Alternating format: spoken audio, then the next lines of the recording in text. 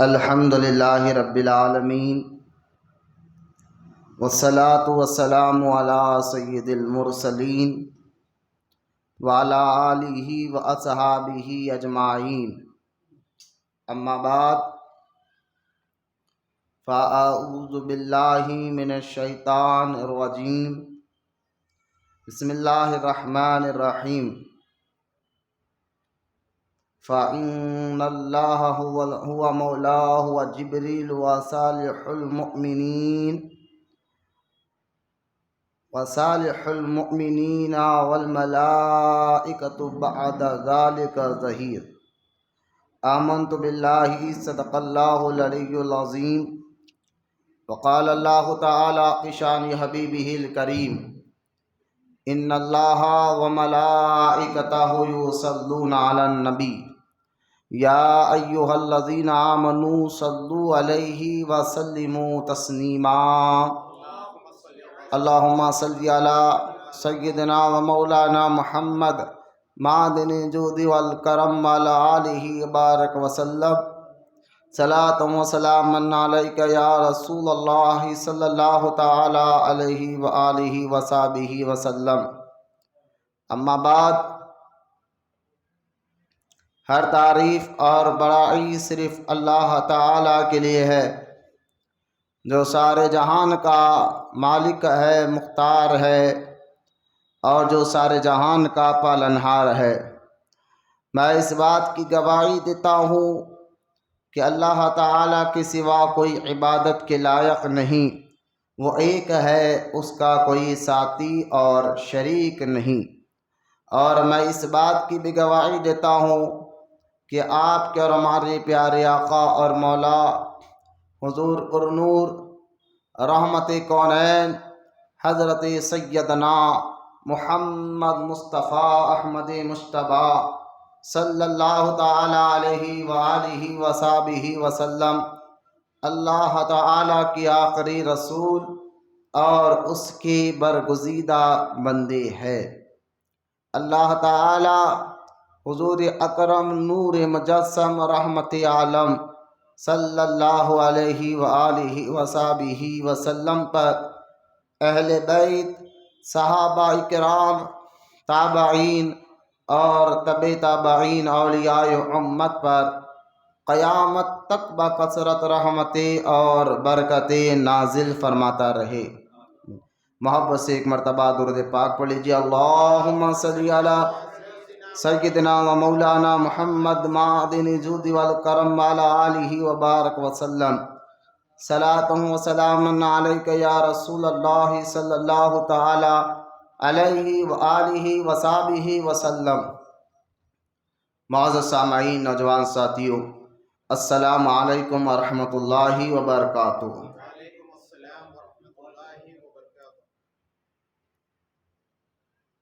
آج انشاءاللہ تعالی ربیع الثانی یعنی 11ویں شریف کا مبارک مہینہ، اس کا یہ دوسرا جمعہ ہے، اور گزشتہ جمعہ ہم نے شان غوث اعظم رضی اللہ تعالیٰ عنہ پر بیان کیا تھا۔ آج کا یہ مبارک جمعہ عقیدہ غوث اعظم رضی اللہ تعالیٰ عنہ پر ہم انشاءاللہ بیان کریں گے۔ قبل اس کے کہ میں اپنے ٹاپک اور اپنے عنوان پر آؤں، آئیے سب سے پہلے میں آپ کو درود پاک کی فضیلت اور اس کی اہمیت سناتا چلوں۔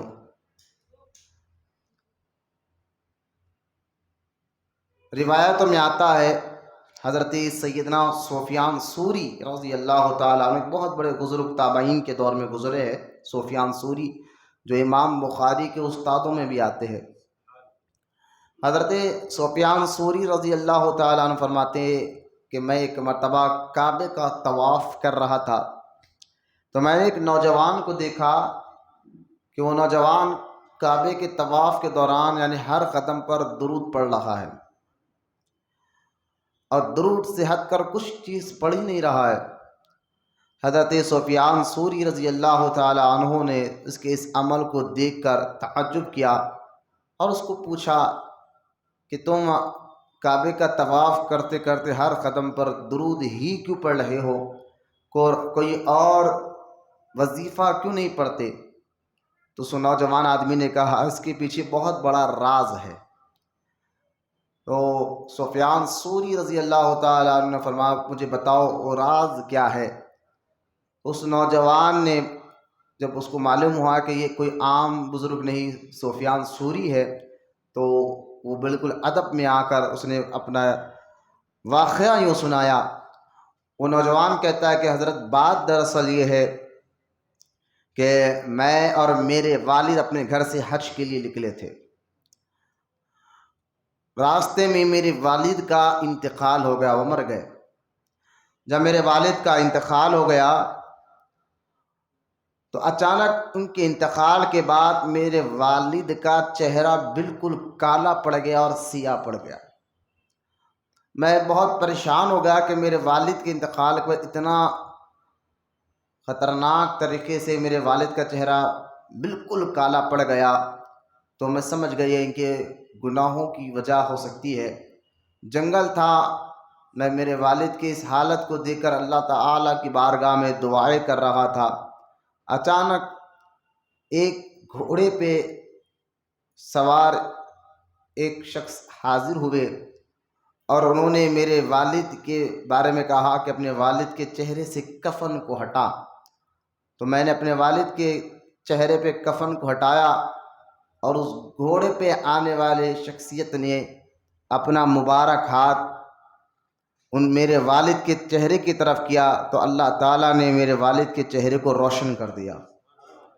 اچانک میرا والد کا چہرہ بالکل تر و تازہ ہو گیا اور وہ گھوڑے پہ آنے والی شخصیت پلٹ کر جانے لگے، تو میں نے ان کے دامن کو پکڑ کر کہا کہ اتنے گھنے جنگل میں اور میرے والد، میں تو اپنے والد کے اس حال پر تعجب کر رہا تھا، دعائیں کر رہا تھا اللہ تعالیٰ کی بارگاہ میں، آپ کون ہے آئے اور میرے والد کے لیے چہرہ بھی روشن کر دیا۔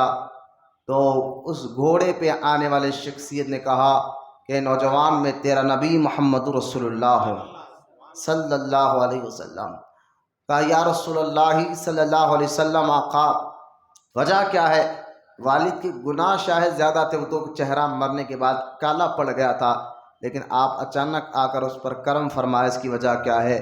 تو سرکار مدینہ صلی اللہ علیہ وسلم نے فرمایا یقیناً وہ گناہگار تو تھا لیکن مجھ پر کثرت سے درود پڑھا کرتا تھا۔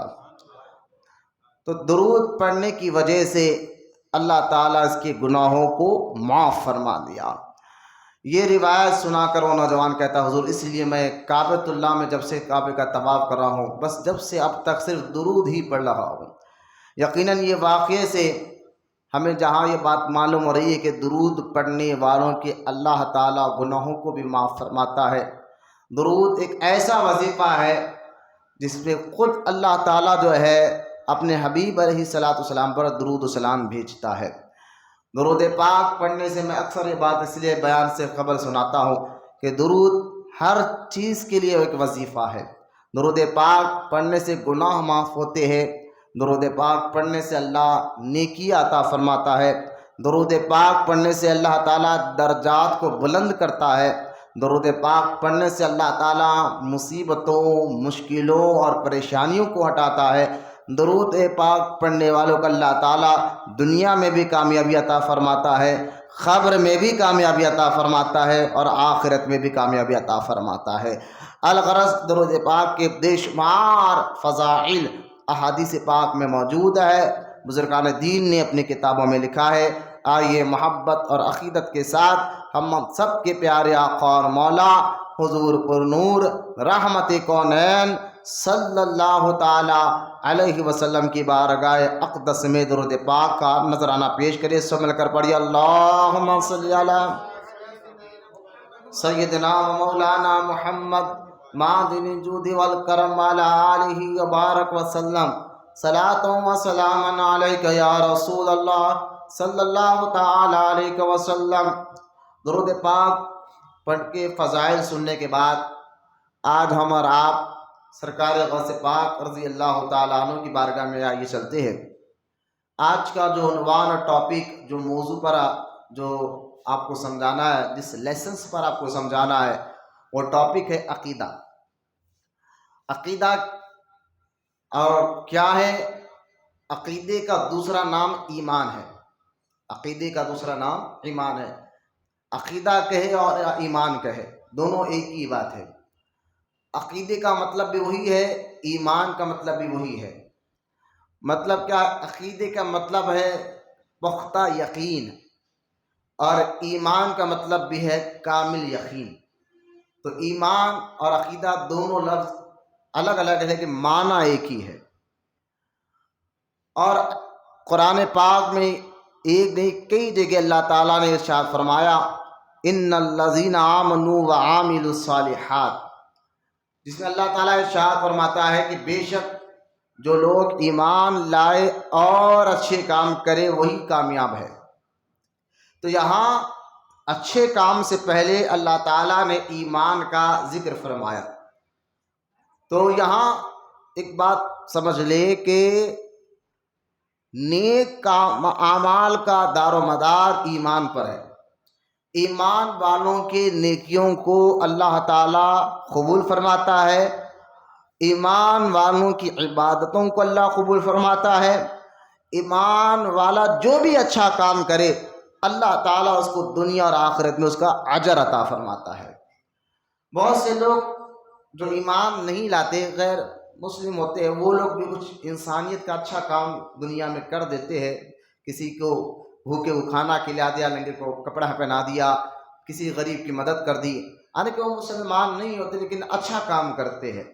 تو یاد رکھیے ایسے لوگ جو مسلمان نہیں ہے لیکن کام اچھا کرتے ہیں، مسلمان تو نہیں ہے لیکن کام اچھا کرتے ہیں، ان کو اللہ تعالیٰ دنیا ہی میں اس کا اجر عطا فرماتا ہے، دنیا ہی میں ان کو اس کا بدلہ دے دیتا ہے جو ان کا اچھے کام کا معاملہ ہے۔ لیکن ایمان والا جو اللہ پر رسول پر کامل یقین رکھے، وہ ایمان والے کو اللہ تعالیٰ دنیا میں بھی اس کا اجر دے گا اور انشاءاللہ آخرت میں بھی دیتا ہے۔ یہ فرق ہے مسلمان کے اچھے کام کرنے میں اور غیر مسلم کے اچھے کام کرنے میں۔ یہ فرق کو ذہن میں رکھے کہ اگر کوئی غیر مسلم غیر جو انسانیت کا اچھا کام کر دے دنیا میں تو اللہ تعالیٰ جو ہے اس کو دنیا ہی میں اجر دیتا ہے، اور ایمان والا اچھا کام کرے تو اللہ دنیا میں بھی دیتا اور آخرت میں بھی دے گا۔ یہ ذہن میں رکھ لیا۔ تو ایمان سارے اعمال کا دار و مدار، عبادتوں کا، نمازوں کا، روزوں کا، حج کا، زکوٰۃ کا، جتنے بھی آپ نیکیاں کر رہے ہیں ان سب کا دار و مدار ایمان پر ہے۔ ایمان بنیاد ہے، ایمان سارے اعمال کی بنیاد ہے۔ ایمان ہو تو اللہ ان کی عبادتوں کو قبول فرماتا ہے۔ تو ایمان میں جیسا کہ ابھی آپ کو کہا کہ ایمان کا معنی، عقیدہ کا معنی، دونوں لفظ الگ الگ ہے، معنی ایک ہی ہے، یقین اور عقیدہ۔ تو ایمان درست تو اللہ ان کی عبادتوں کو قبول فرماتا ہے۔ اب یہ بات سمجھنے کے بعد آج جو ہے، آج کا جو ٹاپک، آپ کا جو معاملات آپ کو سمجھنا ہے عقیدہ۔ عقیدہ یعنی یقین، کس بات کا یقین؟ جیسا کہ اللہ ایک ہے، اس میں کوئی شک نہیں۔ یقین اسی کو کہتے ہیں نا جس بات کو آپ، جس بات پر آپ 100%، جس بات پر آپ شو ہو کہ ہاں یہی بات ہے، اس کو یقین کہتے ہیں۔ ایسا نہیں ہے کہ نہیں 50-50 ہے یا 90% ہے تو یہ ایمان نہیں ہے۔ جس بات کو آپ کو 100% کسی، جیسا کہ آپ دیکھیے دن ہے، اب کوئی اگر یہ کہے کہ یہ رات ہے تو آپ نہیں مانیں گے، دن کو دن مانیں گے، رات کو رات مانیں گے، کیونکہ آپ کو معلوم ہے یقین پورا کہ دن ہی ہے۔ اگر کوئی آگے بولے نہیں یہ رات ہے تو آپ نہیں مانیں گے۔ تو دن کو دن ماننا، رات کو رات ماننا، انسان کو انسان مانو، پتھر کو پتھر مانو، تو یہ ماننا اور اس پر یقین رکھنے کا نام عقیدہ ہے۔ تو اب یہ عقیدہ ایک مضبوط گھیٹی کا نام ہے جس کو کوئی توڑ نہیں سکتا، ہلا نہیں سکتا، کوئی کھول نہیں سکتا، یوں سمجھیے آپ۔ تو عقیدہ جو ہے یہ ایمان کی بنیاد ہے، یقین ایمان کی بنیاد ہے۔ تو ہمارا عقیدہ کیسا ہونا چاہیے؟ اللہ پر، رسول پر، کہ یہ کیا حکم ہے، کس طرح عقیدہ ہونا چاہیے۔ دین کو سمجھنے کے لیے ایمان کا ہونا ضروری ہے، یقین کا ہونا ضروری ہے، تو ہمارا ایمان، ہمارا یقین کیسا ہونا چاہیے؟ تو آج وہی تو آپ کو سمجھنا ہے کہ اللہ تعالیٰ نے اس کا بہت پیارا جواب دیا۔ اگر تم دین سمجھنا چاہتے ہو، عقیدہ سمجھنا چاہتے ہو، یقین سمجھنا چاہتے ہو کہ ہم اللہ تک کیسے پہنچے، اللہ تعالیٰ کن کاموں سے راضی ہوتا ہے، اللہ تعالیٰ کن کاموں سے ناراض ہوتا ہے، تو ہمیں کیسے معلوم ہو؟ تو سورہ فاتحہ میں اللہ تعالیٰ نے بہت ہی پیارا اور آسان سا ہمیں جواب دے کر سمجھا دیا۔ اگر مجھے راضی کرنا چاہتے ہو تو ان کے عقیدے پہ چلو جن پر میرا انعام ہوا ہے۔ اہدنا الصراط المستقیم صراط الذین انعمت علیہم، جو سورہ فاتحہ میں ہر روز ہر نماز میں ہم پڑھتے ہیں کہ صراط الذین انعمت علیہم، اے اللہ ان کے راستے پر چلا جن پر تیرا انعام ہوا ہے۔ تو یہاں قرآن کی یہ آیت مبارکہ سے ہمیں یہ بات معلوم ہو گئی کہ جن پر اللہ تعالیٰ کا انعام ہوا ہے وہی راستہ حق ہے۔ جن پر اللہ کا انعام ہوا ہے ان کے راستے پہ چلنے سے اللہ راضی ہوتا ہے۔ جن پر اللہ کا انعام ہوا ہے ان کو راضی کرنے سے اللہ بھی راضی ہو جاتا ہے۔ اور کس پر اللہ کا انعام ہوا؟ تو اللہ تعالیٰ نے وہ بھی جواب قرآن میں عطا فرمایا، من النبیین والصدیقین والشہداء والصالحین، اللہ کا انعام نبیوں پر ہوا ہے، صدیقوں پر ہوا ہے، شہیدوں پر ہوا ہے، صالحین پر ہوا ہے۔ تو یہ بات ذہن میں رکھے آپ کہ آج کے اس دور میں جو ہمارے ذہنوں میں ایک بات بٹھائی جاتی ہے، ہمیں وسوسہ ڈالا جاتا ہے اس بات کا کہ بھائی ایمان یعنی عقیدہ یقین یہ رکھو کہ سب سے مدد کرنے والا اللہ ہے، اس میں کسی کو شک نہیں ہے، ہم اللہ ہی کی عبادت کرتے ہیں اور حقیقی طور پر اللہ ہی سے مدد مانگتے ہیں، اس میں کوئی شک نہیں ہے۔ لیکن کچھ لوگ ہمارے معاشرے میں یہ وسوسے ڈال کر ہمیں کنفیوژن ڈال دیتے ہیں، ہمیں شک میں ڈال دیتے ہیں۔ جیسا کہ آپ قرآن میں آپ دیکھیں سورہ ناس میں اللہ فرماتا ہے الذین یوسوسون فی صدور الناس، وسوسے ڈالنے والے۔ وسوسہ کیا ہے؟ ہمارے یقین کو کمزور کر دیتا ہے، ایمان کو کمزور کر دیتا ہے۔ وسوسے ڈالنے والے سورہ ناس میں اللہ فرماتا ہے الذی یوسوس فی صدور الناس۔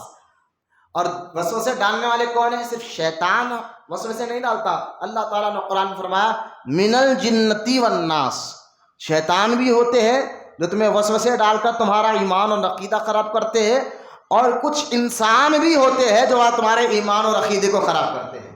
الذین یوسوسون فی صدور الناس من الجنۃ والناس، یہ ذہن میں رکھیے، قرآن کو مزہ ہے۔ تو شیطان بھی تمہیں وسوسے ڈالتے ہیں، انسان بھی وسوسے ڈالتے ہیں۔ جیسا کہ آپ دیکھیں فاتحہ ہم نے دلا تو کوئی انسان نما شیطان آ کر یہ کہتا ہے کہ فاتحہ کیوں دلایا؟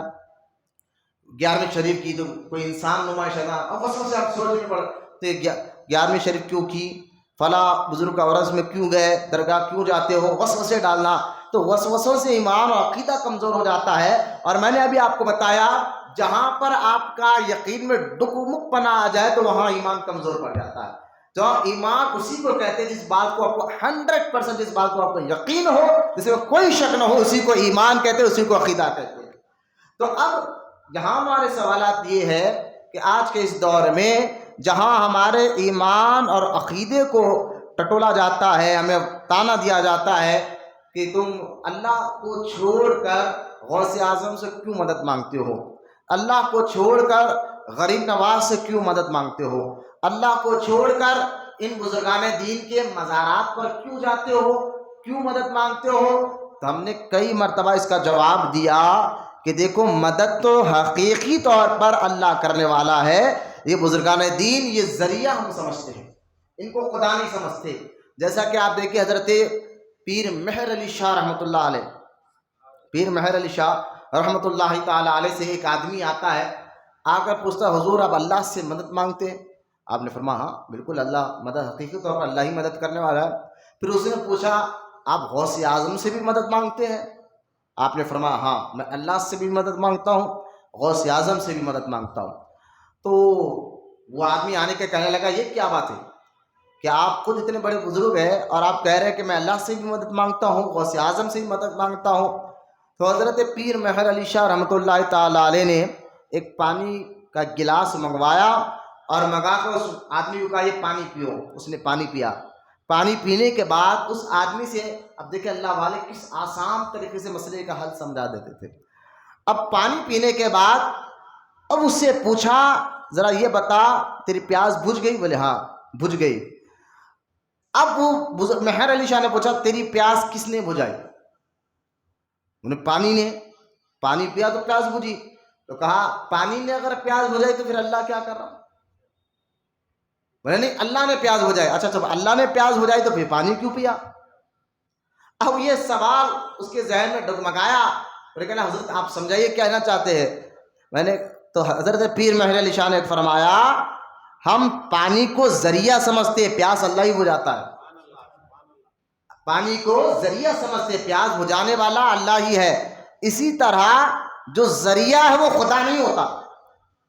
جو ذریعہ بنتا ہے کوئی چیز وہ خدا نہیں ہوتا، اور جو خدا ہے وہ ذریعہ نہیں بنتا. خدا ذریعہ نہیں بنتا، ذریعہ خدا نہیں ہوتا. لہذا پانی تو بجھایا پیاس اللہ نے، لیکن ذریعہ پانی کو بنا دیا. ذریعہ پانی کو بنا دیا. تو حقیقی طور میں یہ بزرگان دین ذریعے ہے، اور ان کے ذریعے سے حقیقی طور پر مدد کرنے والا اللہ تعالیٰ ہے. جیسا کہ آپ دیکھیں بارش اللہ برساتا ہے، لیکن ذریعہ ابر کو بنا دیتا ہے. بھوک اللہ مٹاتا ہے، ذریعہ روٹی اور چاول کو بنا دیتا ہے. پیاس اللہ مٹاتا ہے، ذریعہ پانی کو بنا دیتا ہے. اسی طرح کہ حقیقی طور پر مدد اللہ ہی کرتا ہے. ذریعہ غوث اعظم کو بنا دیتا ہے، ذریعہ غریب نواز کو بنا دیتا ہے، ذریعہ بندہ نواز کو بنا دیتا ہے. یہ ذریعے ہے. تو ہمیں وسوسے ڈال کر جو ہمیں تانا دیا جاتا ہے کہ اللہ کو چھوڑ کر تم غیروں سے مدد کیوں مانگتے ہو. آج سوشل میڈیا پر، انٹرنیٹ پر، کیونکہ بچے زیادہ انٹرنیٹ پر ہوتے ہیں، سوشل میڈیا کو دیکھتے رہتے ہیں، تو ایسے سوالات کئی بار ہم سے بھی آ کر کرتے مولانا کیا اللہ ہی سے مدد مانگنا ہے؟ اللہ کو چھوڑ کر کسی اور سے مدد مانگے تو کیا شرک ہو جائے گا؟ جو کیا ہو جائے گا؟ غیر اللہ کہہ رہے ہیں. میں نے کہا یہ غیر اللہ نہیں، یہ ولی اللہ ہے، یہ اللہ والے ہیں.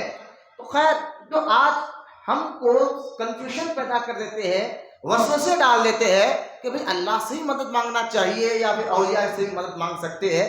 تو آج ان کنفیوژن کو اگر دور کرنا ہے تو آپ کو بزرگان دین کی زندگیوں کو پڑھنا ہوگا.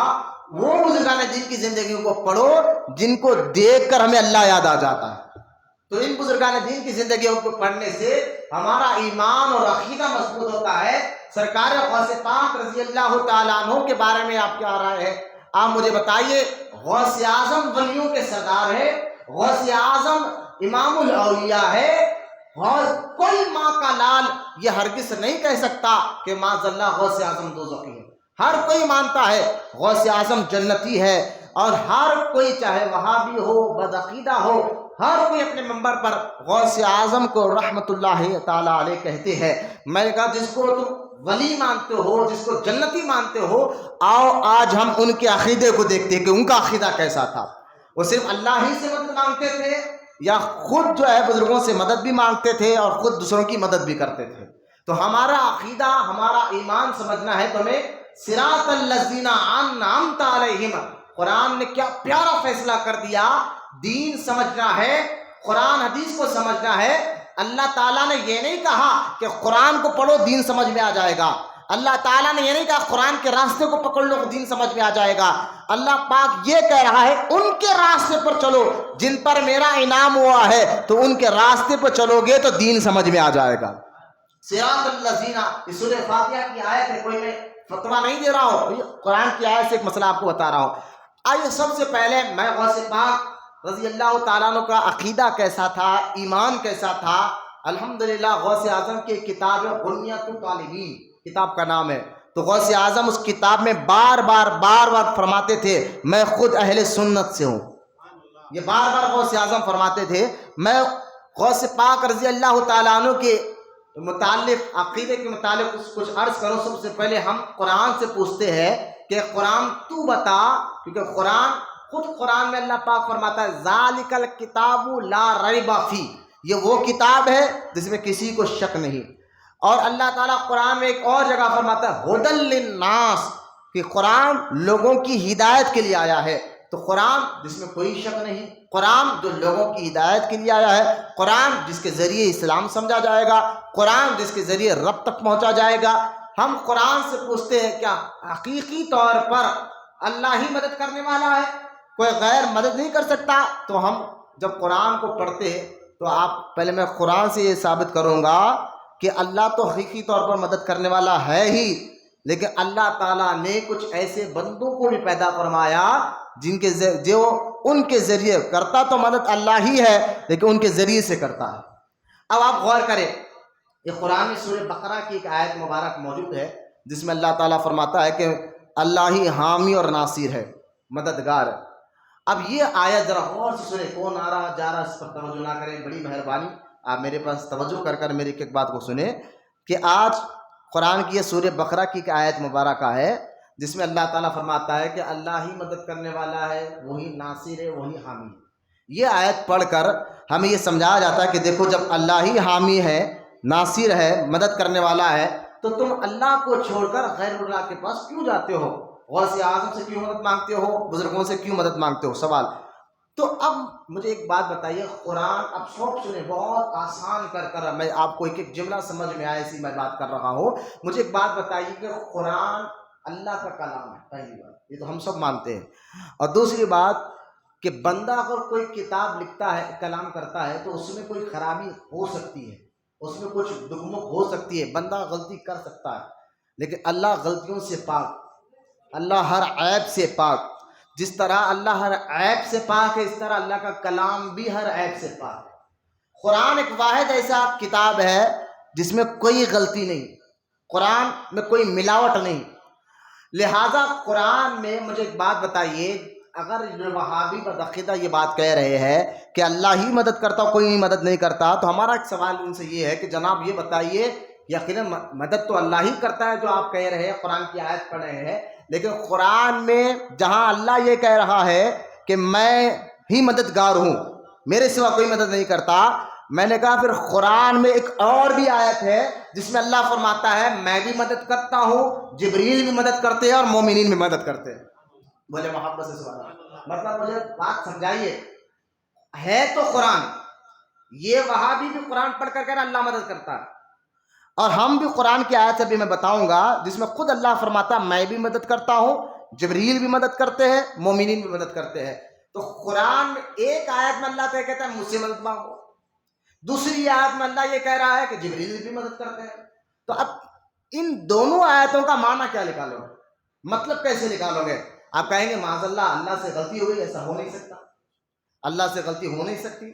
آپ یہ بھی نہیں کہہ سکتے کہ اس میں کوئی گڑبڑی ہو گئی قرآن کی آیتوں میں۔ میں نے کہا معنی میں غلطی ہو سکتی ہے، ترجمے میں، لیکن قرآن کے الفاظ میں کوئی گڑبڑی نہیں کر سکتا، کیونکہ خود قرآن میں اللہ فرماتا ہے اس کی حفاظت میں کرتا ہوں۔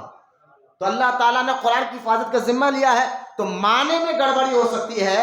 تو اب مجھے ایک بات بتائیے، ایک آیت میں تو اللہ کہہ رہا ہے کہ میں مدد کرتا ہوں، دوسری آیت میں اللہ یہ کہہ رہا ہے جبریل بھی مدد کرتے ہیں، مومنین بھی مدد کرتے ہیں، تو اس کا مطلب کیسے نکالو گے؟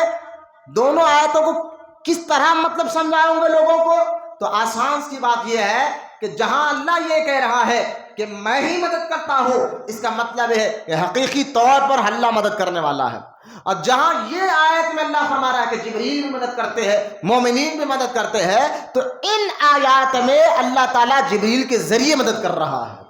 یہ آپ کو یقین رکھنا، عقیدہ رکھنا ضروری ہے۔ اب کون سی آیت ہے؟ 28واں پارہ سورہ تحریم آیت نمبر 4، جس میں اللہ تعالیٰ ارشاد فرماتا ہے فَإِنَّ اللَّهَ هُوَ مَوْلَاهُ وَجِبْرِيلُ وَصَالِحُ الْمُؤْمِنِينَ۔ اللہ ارشاد، اب دیکھیں پہلی آیت میں آپ کو قرآن سے ثابت کر رہا ہوں، اللہ کی عطا سے اللہ کے نیک بندے بھی مدد کرتے ہیں، یہ قرآن کی آیتوں میں ہے۔ میں آپ کو پہلی آیت کا حوالہ دے رہا ہوں، وہ آیت 28 پارے میں ہے، سورہ تحریم اور آیت نمبر 4۔ اب اللہ کیا فرما رہا ہے؟ فَإِنَّ اللَّهَ هُوَ مَوْلَاهُ وَجِبْرِيلُ وَصَالِحُ الْمُؤْمِنِينَ۔ فَإِنَّ اللَّهَ، اور یہاں میں عربی کا ایک قاعدہ آپ کے سامنے بتاتا چلوں، جب بھی اللہ تعالیٰ کوئی خاص بات، غور سے سنیں میری بات، جب اللہ تعالیٰ کوئی اہم اور خاص بات بندوں سے کہنا چاہتا ہے اور ایمان والوں سے، تو علماء کہتے ہیں پھر اللہ تعالیٰ جو ہے نا انا کا لفظ استعمال کرتا ہے، انا۔ تو جب بھی اللہ قرآن میں یا ایھا الذین آمنوا کہے یا انا کہے، جیسے کہ ہم پڑھتے انا اعطیناک الکوثر، جو اگر انا کوئی آیت انا سے شروع ہو رہی ہے یا کوئی آیت یا ایھا الذین آمنوا سے شروع ہو رہی ہے تو اللہ تعالیٰ کا فرمان جو اللہ تمہیں کہنا چاہ رہا ہے اس پر غور سے سننا تم پر لازم ہو جاتا ہے، ایک بات۔ اور دوسری بات، کوئی اہم بات، کچھ خاص بات اللہ تعالیٰ اپنے بندوں کو کرنا چاہتا ہے تو علماء کہتے پھر اللہ انا کہہ کر آیت کا ابتدا کرتا ہے۔ انا کہہ کر جو آیت شروع ہوتی ہے تو سمجھ جاؤ کہ اس آیت میں اللہ تعالیٰ کچھ اہم بات ہے جو ہمیں بندوں کو بتانا چاہ رہا ہے۔ اب یہاں یہ آیت جو شروع ہو رہی ہے انا فإن اللہ ہوا مولاہ، تو دیکھیں یہ آیت شروع ہو رہی ہے انا سے، تو کوئی خاص بات اللہ بندوں سے بتانا چاہ رہا ہے، کیا کہ بے شک اللہ اپنے نبی کا مددگار ہے۔ غور سے سنا، اللہ اپنے نبی کا مددگار ہے اور جبریل بھی مددگار ہے، وصالح المؤمنین، اور نیک مسلمان بھی مددگار ہے۔ بولے محبت سے سبحان اللہ۔ اب مجھے بتائیے، ایک آیت میں تو اللہ یہ کہہ رہا ہے کہ میں ہی مدد کرتا ہوں، یہاں یہ آیت میں اللہ فرمایا نبی بھی مددگار ہے، جبریل بھی مددگار ہے، وصالح المؤمنین، اور مومنین بھی مددگار ہے۔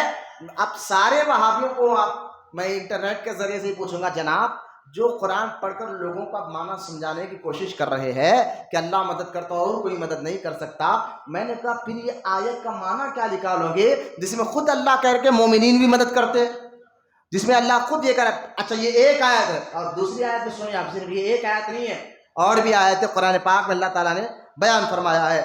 اب دوسری آیت دیکھیں، یہ آیت ہے 6واں پارہ سورہ مائدہ اور آیت نمبر 55۔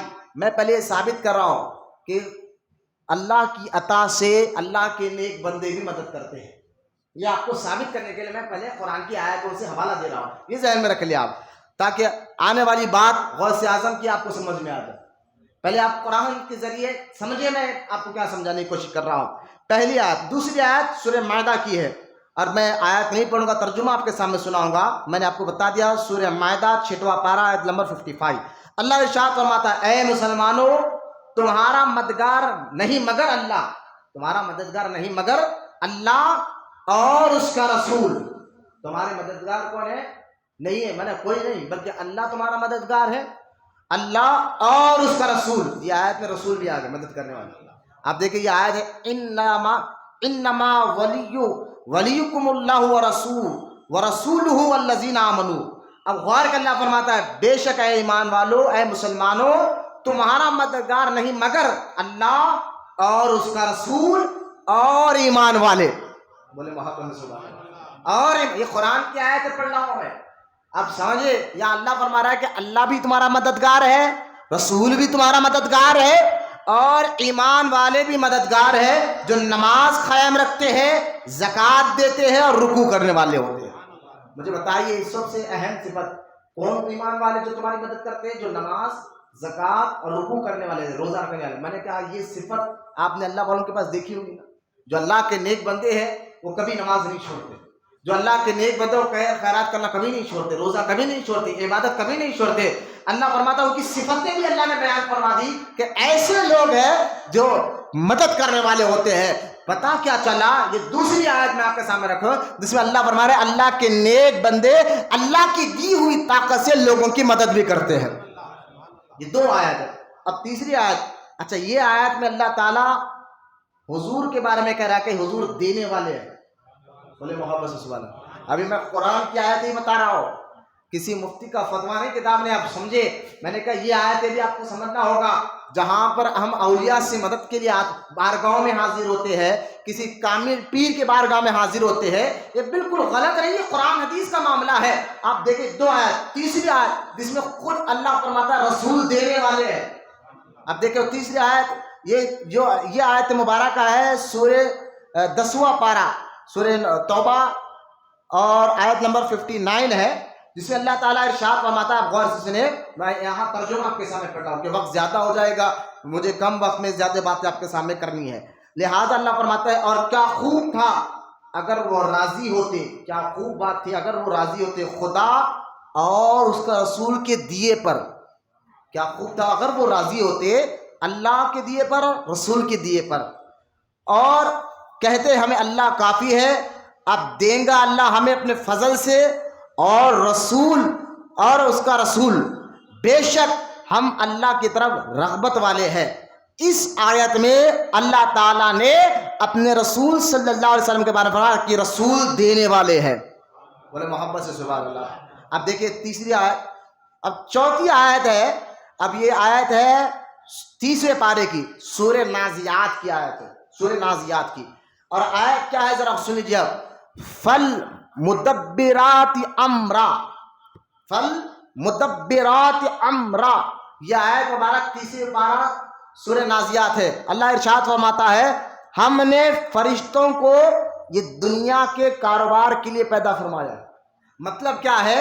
اب سنیے آپ، اس آیت کے بارے میں بڑے بڑے تفسیر بیضاوی میں اور بھی تفسیروں میں اس آیت کا معنی کیا لکھا گیا ہے یہ میں آپ کو سمجھانے کی کوشش کرتا ہوں، لیکن پہلے آپ دیکھیے یہ آیت میں اللہ کیا فرمایا کہ ہم نے دنیا کی تدبیر بنانے والوں کو پیدا کیا۔ مطلب کیا ہے؟ ہوا چل رہی ہے تو ہوا کو چلانے کے لیے اللہ نے ایک فرشتے کو رکھا، بولے سبحان اللہ۔ چاند سورج کو چلانے کے لیے اللہ نے فرشتوں کو رکھا، چاند کو چلانے کے لیے، سورج کو چلانے کے لیے، تاروں کو چلانے کے لیے، ہواؤں کو چلانے کے لیے، دن اور رات کو چلانے کے لیے اللہ نے فرشتوں کو پیدا فرمایا۔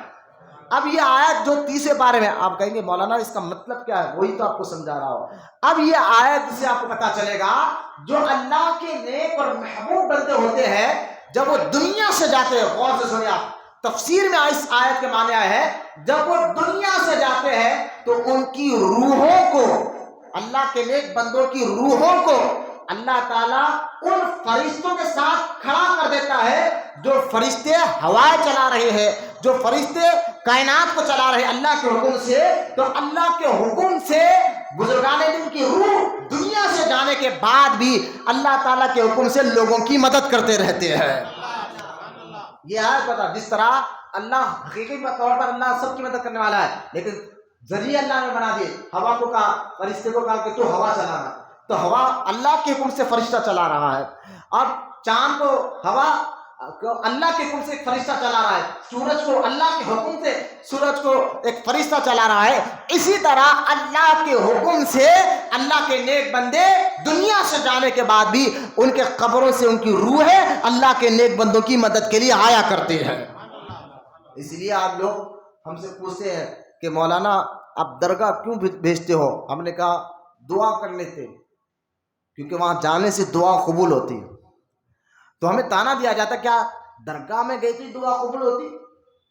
آپ گھر میں بیٹھ کے دعا مانگو وہاں بھی دعا قبول ہوتی ہے، کہیں پر بھی دعا مانگو اللہ تو ہر جگہ سنتا ہے، لیکن درگاہ جا کر ہی دعا کرنا کیا ضروری ہے؟ جب ہم بولتے ہیں نا کہ ہم درگاہ کو بزرگان دین کے آستانے پر ان کو خدا سمجھ کر نہیں جاتے، بلکہ ہم جو ہے ان کے آستانے پر اس لیے جاتے ہیں کہ وہاں جا کر اللہ کی بارگاہ میں دعا مانگے، ہم ان کو خدا نہیں سمجھتے۔ تو اب لوگ ہمیں یہ تانا دیتے ہیں کہ اچھا بات، اگر تم دعا کے لیے درگاہوں پر جاتے ہو تو دعا تو کہیں پر کی جا سکتی ہے، مکان میں بھی کی جا سکتی ہے، دکان میں بھی کی جا سکتی ہے، اللہ تو ہر جگہ سنتا ہے، اس میں کوئی شک نہیں ہے، پھر درگاہ جا کر ہی دعا کرنا کیا ضروری ہے؟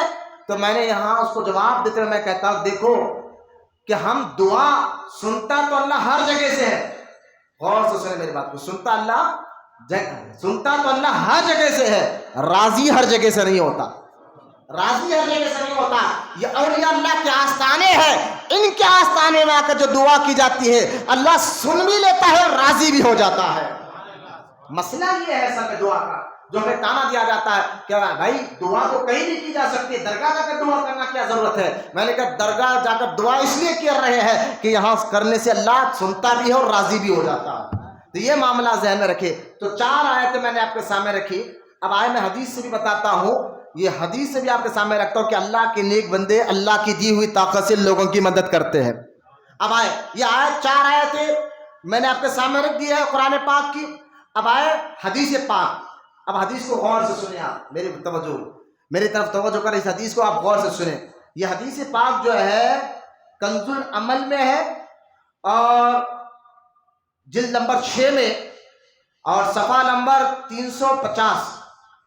کنز العمل حدیث کی بڑی معتبر کتاب ہے، کتاب کا نام ہے کنز العمل، اس کتاب میں حدیث پاک موجود ہے۔ اور جو میں کتاب سے حوالہ کر رہا ہوں اور کتاب کا نام ہے حضور غوث اعظم عقیدہ اور نظریات کتاب کا نام. تو لہٰذا اس کتاب سے میں حوالہ کر رہا ہوں, اب غور سے سنیں, آپ میری طرف توجہ کریں. لہٰذا اب حدیث سے میں آپ کو قرآن سے ثبوت مل گیا کہ اللہ کی دی ہوئی طاقت سے اللہ کے نیک بندے مدد کرتے ہیں. اب حدیث سنیں آپ. حدیث پاک میں عبداللہ بن عمر فاروق اعظم کے بیٹے روایت کرتے ہیں, میں نے رسول اللہ صلی اللہ علیہ وسلم سے سنا کہ اللہ کے رسول صلی اللہ علیہ وسلم نے فرمایا, اللہ تعالیٰ کے کچھ بندے ہیں دنیا میں, اللہ تعالیٰ کے کچھ ایسے بندے ہیں کہ اللہ تعالیٰ نے انہیں, غور سے سنا حدیث پاک, اللہ تعالیٰ نے انہیں حاجت روائی اور خلق کے لیے خاص کیا ہے. حاجت روائی اور خلق کے لیے خاص فرمایا ہے. لوگ گھبرائے ہوئے, آپ سنیں حدیث کے الفاظ, لوگ گھبرائے ہوئے اپنی حاجتیں ان کے پاس لاتے ہیں اور یہ بندے عذاب الہی سے ان کو بچا لیا کرتے ہیں. بولے محبت سے سبحان اللہ. آپ دیکھیں ہم بزرگوں کے پاس اپنے گھبرائے ہوئے آتے ہیں, یار ہمارا کام نہیں بن رہا, چلو فلاں کے آستانے پہ چلے آئے. ہم گھبرائے ہوئے ان اللہ کے ایک بندوں کی بارگاہ میں. لمبی دیکھیں حدیث پاک ہے, میں اپنی طرف سے نہیں کہہ رہا ہوں, حدیث میں حضور کیا فرمایا, کچھ بندے دنیا میں اللہ کے ایسے ہیں, اللہ نے ان کو بنایا اس لیے ہے کہ ان کے ذریعے سے لوگوں کی مدد کی جائے, ان کے ذریعے سے لوگوں کی مدد کی جائے. تو اب غور کریں, وہ لوگ, حضور فرماتے ہیں لوگ گھبرائے ہوئے اپنی حاجتیں لے کر ان کے پاس آتے ہیں, گھبرائے ہوئے اپنی حاجتیں لے کر ان کے پاس آتے ہیں. پھر یہ بندے رب کی بارگاہ میں دعا کرتے ہیں تو اللہ ان کی دعاؤں کو سن لیتا ہے, پھر ان کی حاجت کو بھی پوری کر دیتا ہے اور ان کو عذاب الہی سے بھی بچا لیتا ہے. بولے محبت سے سبحان اللہ. یہ ایک حدیث. اب دوسری حدیث دیکھیں, یہ حدیث بھی جو ہے نا اسی کتاب سے میں بیان کر رہا ہوں, مصنف ابن شیبہ میں یہ حدیث پاک موجود ہے. ابن شیبہ, کیونکہ بیان ریکارڈ ہو رہا ہے تو تاکہ میں آپ کو حوالے بھی ساتھ میں نوٹ کر دوں. آپ سنیں, آپ حدیث پاک کیا ہے, حضرت عمر بن خطاب رضی اللہ تعالیٰ عنہ, یہ حدیث جو ہے نا صحیح بخاری میں بھی بچی. اب حدیث سنیں آپ. حضرت عمر بن خطاب کے دور میں قحط پڑ گیا, فاروق اعظم کے خلافت کا دور تھا, اور آپ جانتے ہیں جب فاروق اعظم کا خلافت کا دور حضور کے ظاہری دنیا سے جانے کے بعد 2 سال ابوبکر صدیق ہوئے, یعنی حضور پردہ فرما کر 2 سال ہو گیا. پھر ابوبکر صدیق کے دنیا سے جانے کے بعد جو ہے نا فاروق اعظم کا دور 12 سال 10 سال تک رہا. اور 10 سال میں یوں سمجھے کہ حضور دنیا سے جا کر 4 یا 5 سال ہو چکا تھا ظاہری طور پر. ایسے دور میں کیا ہوا, مدینے میں بارش نہیں ہو رہی تھی, جس کی وجہ سے کھیت سوکھ گئے, جس کی وجہ سے لوگ یعنی یوں سمجھیے کہ پانی کے لیے مدینے میں رہنے والے لوگ اتنے ترس گئے کہ ان کے باڑیاں سوکھ گئے, ان کے کھیت سوکھ گئے, وہ بہت پریشان ہو گئے. تو وہ پریشانی کے عالم میں کیا کیا, غور سے سنیں آپ, یہ ہے دین سمجھنے کا ذریعہ. ہم بھی پریشان جب ہوتے ہیں نا, ہمیں بھی نماز استسقاء, ہم بارش نہیں ہو رہی ہے تو ہم نماز استسقاء پڑھتے اور نماز کے ذریعے اللہ کی بارگاہ میں بارش مانگتے. لیکن صحابہ کا دور ہے جب بارش نہیں ہو رہی تھی مدینے پاک میں, تو ایک صحابی حضور کی خبر شریف پہ چلے گئے. بولو محبت سے سبحان اللہ. آج وہ لوگ مجھ سے کہتے ہیں سعودی میں نہیں ہوتا ایسا. مطلب کس سعودی کی بات کر رہے ہو, کون سے سعودیوں کی بات کر رہے ہو, یہ جو کعبے کی کمائی پر شراب پیتے ہیں اس سعودی کی بات کر رہے ہو جو مکہ میں اور جیسے شہر میں ڈسکو بار بنا رہے ہیں, ایسے سعودیوں کی بات کر رہے ہو جو لنگا ناچ اب مکہ میں کروا رہے ہیں, ایسے سعودیوں کی بات کر رہے ہو جو غیروں کو خوش کرنے کے لیے حال ہی میں 8-10 دن پہلے ایک فیسٹیول مکہ میں منایا گیا, جس فیسٹیول کو معاذ اللہ عیسائی انگلینڈ میں مناتے ہیں, تو انگلینڈ والوں کو خوش کرنے کے لیے مکہ میں منایا گیا. اس فیسٹیول میں ہوتا کیا جانتے ہیں کہ انسان شیطان بنتا. یہ بڑا گوگل پر آپ سرچ کریں, یہ واقعہ آپ کو ملے گا انگلینڈ کا. انگلینڈ میں ایک شہر ہے, ذرا سنیے آپ غور سے, اس شہر کو چڑیل والا شہر کہتے ہیں, شیطان والا شہر. تو وہ شہر آج سے 200 سال پہلے چڑیلوں کا واقعہ ہوا تھا, شیطان تھے اس شہر میں. یہ انگلینڈ کہہ رہے ہیں, انگلینڈ کی حکومت کہتی ہے, گوگل پہ آپ سرچ کریں ساری باتیں آپ کو مل جائیں گے. تو انگلینڈ والے کہتے ہیں کہ وہ 200 سال پہلے شیطانوں کا کیس کورٹ میں آیا تھا. یہ ان کا عقیدہ, شیطانوں کا کورٹ میں کیس آیا تھا, جادوگروں کے ذریعے شیطانوں سے بات ہوئی اور شیطانوں کو وہاں شہر چھوڑنے کے لیے کہا گیا تھا. وہ اکتوبر کا مہینہ تھا جو بھی چل رہا گیا, مہینہ اکتوبر کا. اکتوبر کے مہینے میں کورٹ کے آرڈر پر شیطان وہ محلہ چھوڑ کر چلے گئے. واہ کیا خوبصورت بات ہے, دیکھ رہے آپ کہ ایک انگریز جج بیٹھا ہوا ہے اور آرڈر دے رہا ہے شیطانوں کو نکلو یا بستی سے. تو خیر یہ تاریخ ان کی ہے. تو اکتوبر کا مہینہ تھا. تو اکتوبر کے مہینے میں ہر سال 200 سال پہلے یہ واقعہ ہوا. ہر سال وہ علاقے میں انگلینڈ کے انگریز جاتے ہیں شیطان بن کر, یعنی ہولیا شیطان کا ایسا بنا لیتے ہیں اور بنا کر کہتے ہیں دیکھیں ہم تمہارے کو کیسا ہکالے تھے, ہم تمہارے کو کیسا. وہ دن مناتے ہیں آج تک بھی. تو وہ دن مکہ میں ہوا. میں نے کہا کس سعودی کی بات کر رہے ہو؟ سعودی میں ایسا نہیں ہوتا. میں نے کہا دیکھو قرآن سعودی کو دے کر دین نہیں سمجھا جائے گا, قرآن حدیث کے ذریعے دین سمجھا جائے گا. پہلے جواب تو یہ ہے کہ سعودی میں نہیں ہوتا. میں نے کہا سعودی کو نہیں, قرآن حدیث کو سامنے رکھو, دین قرآن حدیث سے سمجھا جائے گا. اب دوسری بات یہ ہے کہ ہم ان عرب کے لوگوں کو مانتے ہیں جو ابو بکر صدیق اور فاروق اعظم کا عقیدہ رکھتے تھے. بولا محبت سے سبحان اللہ. آپ غور کریں صحابہ کا عقیدہ کہ حضور دنیا سے جا کر 5 سال ہو گیا, مدینے میں بارش نہ ہو رہی ہے, صحابی حضور کی قبر شریف پر چلے گئے. بولو سبحان اللہ. اور جا کر تو عرض کرے یا رسول اللہ دعا کر دیجئے نا, آقا بارش نہیں ہو رہی ہے, کھیت سوکھ گئے ہیں, جانور پانی کے تڑپ رہے ہیں, انسان پانی کے تڑپ رہے ہیں. ہم بھی تو حضور کے آستانے پر کہ یہ دعا کرتے ہیں نا, حضور دعا کرے اللہ سے ہماری مشکل چلے جائے, ہماری پریشانی چلے جائے. میں نے کہا یہ عشق انڈیا اور پاکستان میں لوگوں نے نہیں بنایا, یہ عرب سے ہی آیا ہے. ایسا عرب سے ہی آیا ہے. خود عرب کے لوگ صحابہ کے دور میں حضور کے قبر شریف کے پاس ٹھہر کر دعائیں مانگتے تھے, یا اللہ ہماری مشکل کو دور فرما دے, حضور دعا کر دیجئے. اب وہ صحابی گئے تو اسی رات اس صحابی کے خواب میں حضور آئے. یہ صبح میں دعا کر کر آئے, اسی رات حضور خواب میں آئے اور آ کر کہا اے صحابی تم میرا سلام عمر کو کہہ دینا, تیری دعا کو اللہ نے قبول فرمایا ہے. عمر کو کہے تھوڑا نرمی اختیار کرے, بارش ہونے والی ہے. وہ صحابی حضرت عمر کو جا کر صبح صبح خواب سناتے ہیں اور کہتے ہیں کہ اے امیر المومنین, حضور خواب میں آئے اور آ کر کہا کہ تھوڑا نرمی اختیار کرے, اور یہ بھی کہا کہ بارش ہونے والی ہے. یہ کہہ کر ابھی خاموشی ہوئے تھے, بارش ہونا شروع ہو جاتی ہے. تو صحابہ کا بھی عقیدہ تھا کہ نبی کے قبر مبارک پر جا کر وہ دعائیں کرتے تھے. تو ہم بھی, ہمارا یہ عقیدہ ہے, عرب سے ہی آیا بھائی, ہم اللہ کے نیک بندوں کی قبروں پر آ کر دعائیں اللہ سے مانگتے ہیں. یہ ایک حدیث ہے بات. اب 2 حدیث میں نے آپ کو سنا دیا, تیسری حدیث سنیے. میں غوث اعظم کی بارگاہ میں آپ کو لے جانا چاہتا ہوں. پہلے قرآن حدیث سے آپ کو, اب آپ کو دیکھیں یہ قرآن ہمیں بتا رہا ہے کہ اللہ کی دی ہوئی طاقت سے اللہ کے نیک بندے مدد کرتے ہیں. حدیث بھی بتا رہے ہیں. اور ایک اور حدیث سنیے آپ. صحیح, اچھا یہ حدیث بخاری شریف میں بھی ہے, صحیح مسلم میں بھی ہے, کتاب الصلاۃ میں یہ حدیث پاک صحیح مسلم میں موجود ہے, بخاری شریف میں یہ حدیث پاک کتاب الصلاۃ میں موجود ہے. اب حدیث سنیے آپ. ایک صحابی تھے, اس صحابی کا نام ہے ربیہ بن کعب رضی اللہ تعالیٰ عنہ.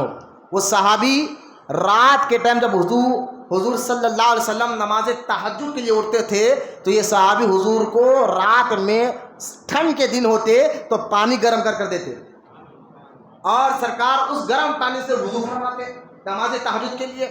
اب وہ صحابی کئی سال سے حضور کی خدمت کر رہے تھے. اب ہوا یہ کہ ایک مرتبہ حضور رحمت کونین صلی اللہ تعالی علیہ وسلم نے دیکھا کہ صحابی آدھی رات کو میرے لیے اٹھتا ہے, پانی گرم کرتا ہے, مجھے پانی بھی دیتا ہے. سرکار ان کی خدمت پر خوش ہوئے, اور خوش ہو کر حضور صلی اللہ تعالی علیہ وسلم نے کیا فرمایا کہ اب غور سے سنیں. حضور نے کیا فرمایا, فَقُلْتُ أَسْأَلُكَ مُرَفَقَاتِ فِي الْجَنَّةِ خَالَ. اب غور کرے, حضور فرماتے ہیں فَقَالَ عَلِي سَلْ, اے ربیہ سل. سل کا معنی ہے مانگ, کیا مانگتا ہے؟ بولو نا محبت سے سبحان اللہ. اب دیکھیں اب کیا حضور وضو کر رہے, کنتو ابیتو مع رسول اللہ صلی اللہ علیہ وسلم فَأَتُوهُ بِوُضُوئِهِ فَقَالَ سَلْ, اے ربیہ مانگ, کیا مانگتا ہے؟ بولنا سبحان اللہ. حضور نے یہ صحابی نے یہ نہیں کہا مانگنا تو اللہ سے آپ سے کیوں, یہی چہرے تانا دیتے ہیں نا. اب یہ صحابی کو حضور کہہ رہے ہیں کہ ربیہ مانگنا کیا مانگتا ہے, سل کہا مانگنا کیا مانگتا ہے. تو اب صحابی نے یہ نہیں کہا حضور مانگنا تو اللہ سے آپ سے کیوں مانگنا ہے. معاذ اللہ, وہ صحابی تھے, وہابی نہیں تھے. وہ صحابی تھے, وہ عشق کے آداب جانتے تھے, وہ محبت کے آداب جانتے تھے. بس انہوں نے ادب سے ہاتھ جوڑ کر کہا کہ یا رسول اللہ صلی اللہ علیہ وسلم, دنیا میں آپ نے اپنی خدمت مجھے رکھا ہے, آخرت میں بھی اپنے ساتھ رکھیے.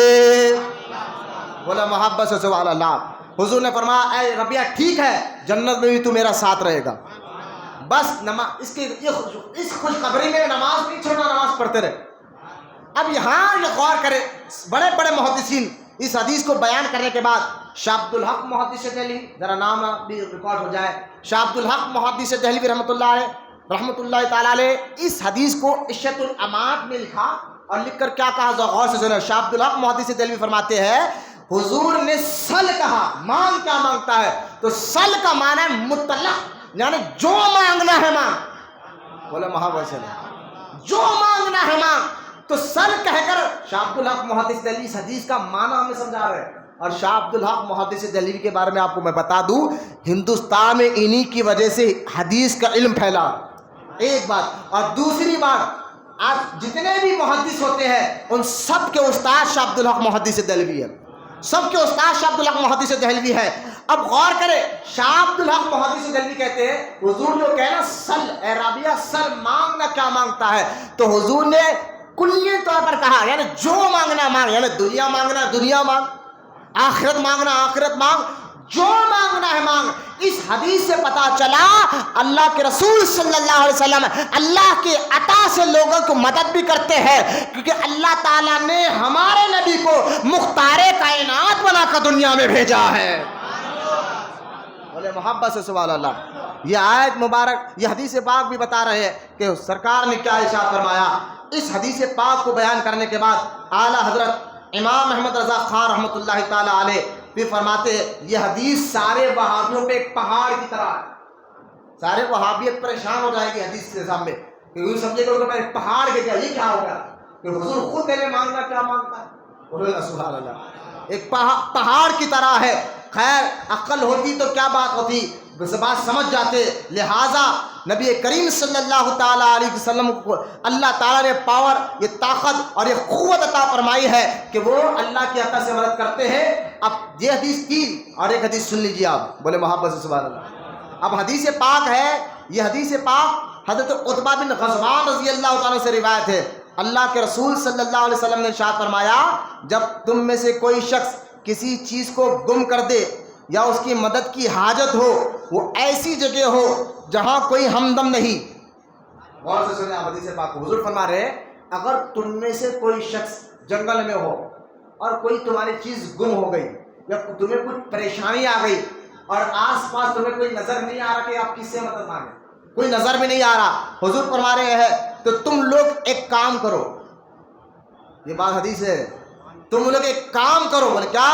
اللہ کے رسول صلی اللہ علیہ وسلم فرماتے ہیں, اللہ کے رسول علیہ الصلوۃ والسلام فرماتے فقول یا عباد اللہ اغیثونی, یا عباد اللہ اغیثونی ان للہ عبادا لنراہم. اللہ کے رسول صلی اللہ علیہ وسلم فرماتے ہیں تم لوگ جنگل میں ہو, اگر کچھ ایسا معاملہ پیش آ جائے, کچھ حاجت پیش آ جائے, تمہیں دیکھا کوئی بندہ نظر نہیں آ رہا ہے, تو اس گھنے جنگل میں کہو اے اللہ کے بندو میری مدد کے لیے آؤ, اے اللہ کے بندو میری مدد کے لیے آؤ, اے اللہ کے بندو میری مدد کے لیے آؤ. تو اللہ کے رسول فرماتے ہیں اللہ کے کچھ نیک بندے کہیں نہ کہیں ہوتے ہیں, اللہ کی دی ہوئی طاقت سے تمہاری مدد کر دیتے ہیں. بولا محبت سے سبحان اللہ. یہ حدیث اب بہت دم ہے تو کسی مفتی کے پاس ایک فتویٰ لگا کر بتائے, یا حضور خود فرما رہے ہیں یہ دعا مانگو جنگلوں میں, گھنے جنگلوں میں کچھ چیز گم ہو جائے, پریشانی آ جائے, تو یہ کہو کہ اللہ کے بندو ہماری مدد کے لیے آئے. بولو محبت سے سبحان اللہ. ہماری مدد کے لیے آئے, ہماری مدد کے لیے آئے. اب آپ دیکھیں, آپ ایک اور حدیث پاک کہ حضرت عباد بن صلحہ رضی اللہ تعالیٰ عنہ سے مروی ہے, اللہ کے رسول صلی اللہ علیہ وسلم نے فرمایا جنگل بیابان میں جب تم میں سے کسی جانور بھاگ جائے, تمہارا کوئی جانور بھاگ جائے, وہاں کسی مددگار کو نہ دیکھے تو کہے اے اللہ کے بندو میری مدد کرو, اے اللہ کے بندو میری مدد کرو, تو تمہاری مدد کی جائے گی. بولے محبت سے سبحان اللہ. یہ حدیثوں کو ذہن میں رکھے. اور اب آپ آ جائے غوث اعظم کی بارگاہ میں.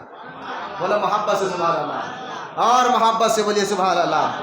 حضور غوث اعظم دستگیر رضی اللہ تعالیٰ عنہ فرماتے ہیں جب کوئی بندہ, سرکار غوث اعظم فرما رہے ہیں, اور یہ کتاب کس واقعے میں لکھا میں بتاؤں گا, پہلے آپ سنیے. آپ غوث اعظم دستگیر رضی اللہ تعالیٰ عنہ فرماتے ہیں جو کسی تکلیف میں مجھے یاد کرے, بولو یار سبحان اللہ. چہروں پر باہر ہی آنا چاہیے محبت سے. بولیے سبحان اللہ. غوث اعظم کا خوال دیکھے. غوث اعظم فرماتے ہیں جب کوئی کسی تکلیف میں مجھے یاد فرمایا وہ تکلیف دور ہو، وہ تکلیف دور ہوگی. اور جو کسی سختی میں میرا نام لے کر پکارے، کوئی تکلیف میں میرا نام لے کر پکارے، اللہ اس کے سختی کو دور کرے. بولو محبت سے سبحان اللہ. اور جو کوئی کسی حاجت میں اللہ تعالیٰ کی بارگاہ میں میرا وسیلہ لے کر مانگے. غوث اعظم خود فرما رہے ہیں اللہ کی بارگاہ میں میرا نام کا وسیلہ لے کر مانگے تو اللہ تعالیٰ اس کی ضرور مشکل کو دور فرمائے گا. اور غوث اعظم فرماتے ہیں اور آسان کر کر فرماتے ہیں 2 رکعت تم نماز پڑھو.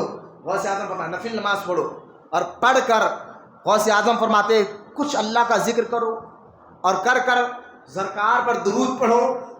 درود پڑھ کر غوث اعظم فرماتے ہیں بغداد کی طرف 11 قدم چلتے ہوئے کرو یا شیخ عبد القادر جیلانی. بولو سبحان اللہ. بغداد کی طرف 11 قدم دھیرے دھیرے چلتے ہوئے 11 قدم تک یا شیخ عبد القادر جیلانی کہتے تھے جہاں میرا روزہ تم دنیا کہیں بھی کونے میں ہو بس میرے روزے کی طرف 11 قدم چلو. بولو یا سبحان اللہ. 11 قدم چلو اور چل کر جو تم مانگو گے اللہ ضرور عطا فرمائے گا. بولو محبت سے سبحان اللہ. اب آپ بولیں گے حضرت ہم تو انڈیا میں بغداد کس طرف آتا ہے؟ میں آپ آسان کر کے بتاتا ہوں. 2 رکعت نفل نماز پڑھنا اللہ کے لیے.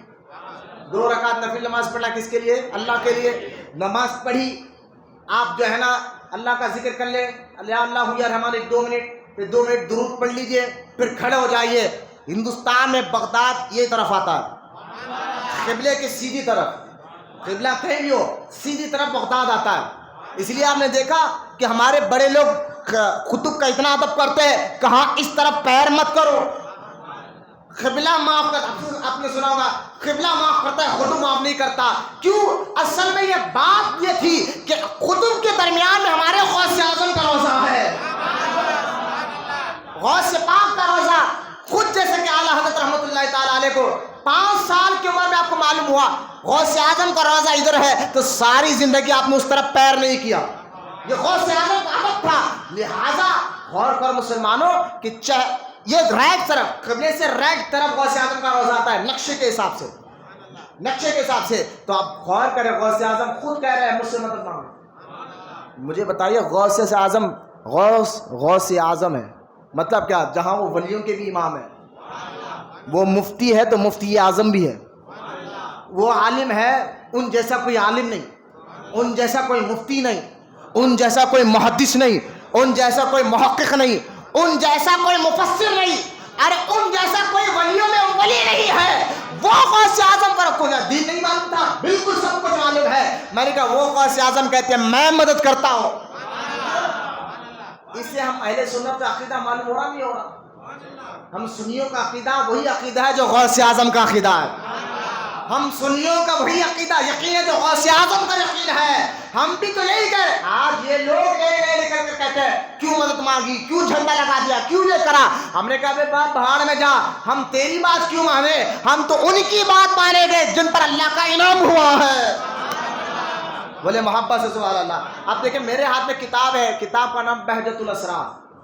یہ کتاب یہ اپنے گھروں میں ہونا چاہیے. جو غوث اعظم کا عاشق ہے یہ کتاب ضرور رکھے گا انشاءاللہ. یہ کتاب کا نام ہے بہجت الاسرار.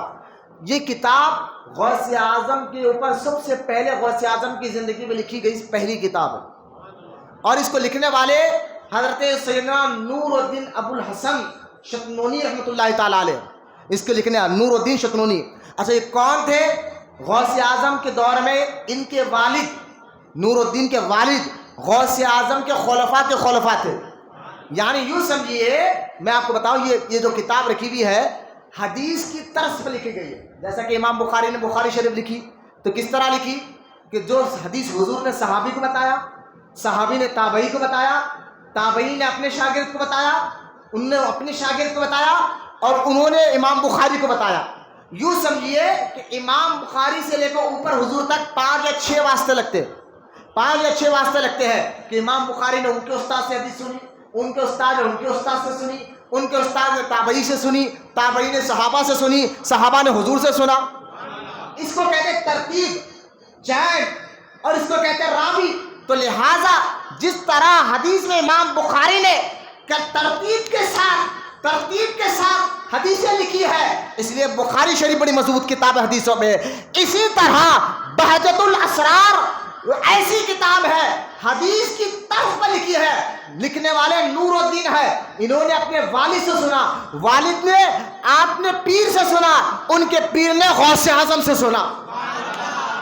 بولا محبت سے سبحان اللہ۔ جو جتنی باتیں غوث پاک کی اس کی زندگی کے بارے میں لکھی گئی ہے، تو بڑے بڑے علماء نے فرمایا یہ ساری بڑی مستند کتاب ہے، بڑی مضبوط کتاب ہے، غوث اعظم کی زندگی پہ لکھی گئی۔ اچھا سنیے آپ، میں آپ کو ایک اور بات بتاتا ہوں، دعا کرے اللہ ہمارے علماء کو سلامت رکھے، جنہوں نے محنت کر کر دین ہم تک پہنچایا۔ ہمارے علماء میں ایک گروپ ہے جن کو اسماء و رجال کے علماء کہتے ہیں، یوں کہہ کے محقق کہتے ہیں۔ وہ گروپ کیا کرتا ہے، اگر کوئی بندہ دین میں باتیں کر رہا ہے، آ کر دین کی باتیں بتا رہا ہے، غور سے سنیں آپ، غور سے سنیں، تو اسماء و رجال کے جو فن کے علماء ہوتے ہیں اس فیلڈ کے، تو جو بندہ آ کر دین کی باتیں کر رہا ہے تو وہ علماء کیا کرتے کہ جو باتیں بیان کر رہا ہے حدیث کے قرآن کے، پہلے علماء کیا کرتے اس آدمی کو دیکھتے کہ یہ ہے کون، بولو محبت سے سبحان اللہ۔ علماء کیا کرتے اس آدمی کو غور کرتے، یہ کون ہے، ان کا ابا کون ہے، اس کا عمل کیا ہے، اس کا تقویٰ کیا ہے۔ ارے بھائی جس سے دین سیکھنا ہے پہلے اس کی زندگی بھی تو دیکھو، جس سے دین سیکھنا ہے کہ یہ نماز پڑھتا یا نہیں پڑھتا، یہ روزہ رکھتا یا نہیں رکھتا، یہ زکوٰۃ دیتا یا نہیں دیتا، یہ تقویٰ کیسے کرتا ہے، جھوٹ سے بچتا ہے، غیبت سے بچتا ہے، اس کا خاندان کیسا ہے، اس کے والد کون ہے، اس کے دادا کون ہے، اس کے پردادا کون ہے۔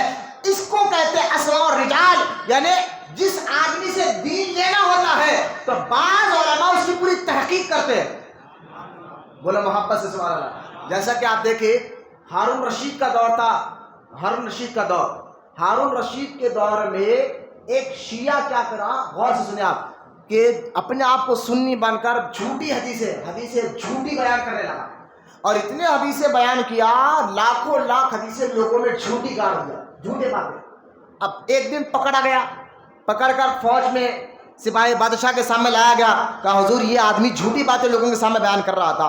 جب اس کو پکڑ کر لایا گیا تو بادشاہ کو معلوم ہوا کہ یہ تو جھوٹا آدمی ہے، کئی حدیثیں جھوٹے بیان کر دیا ہے۔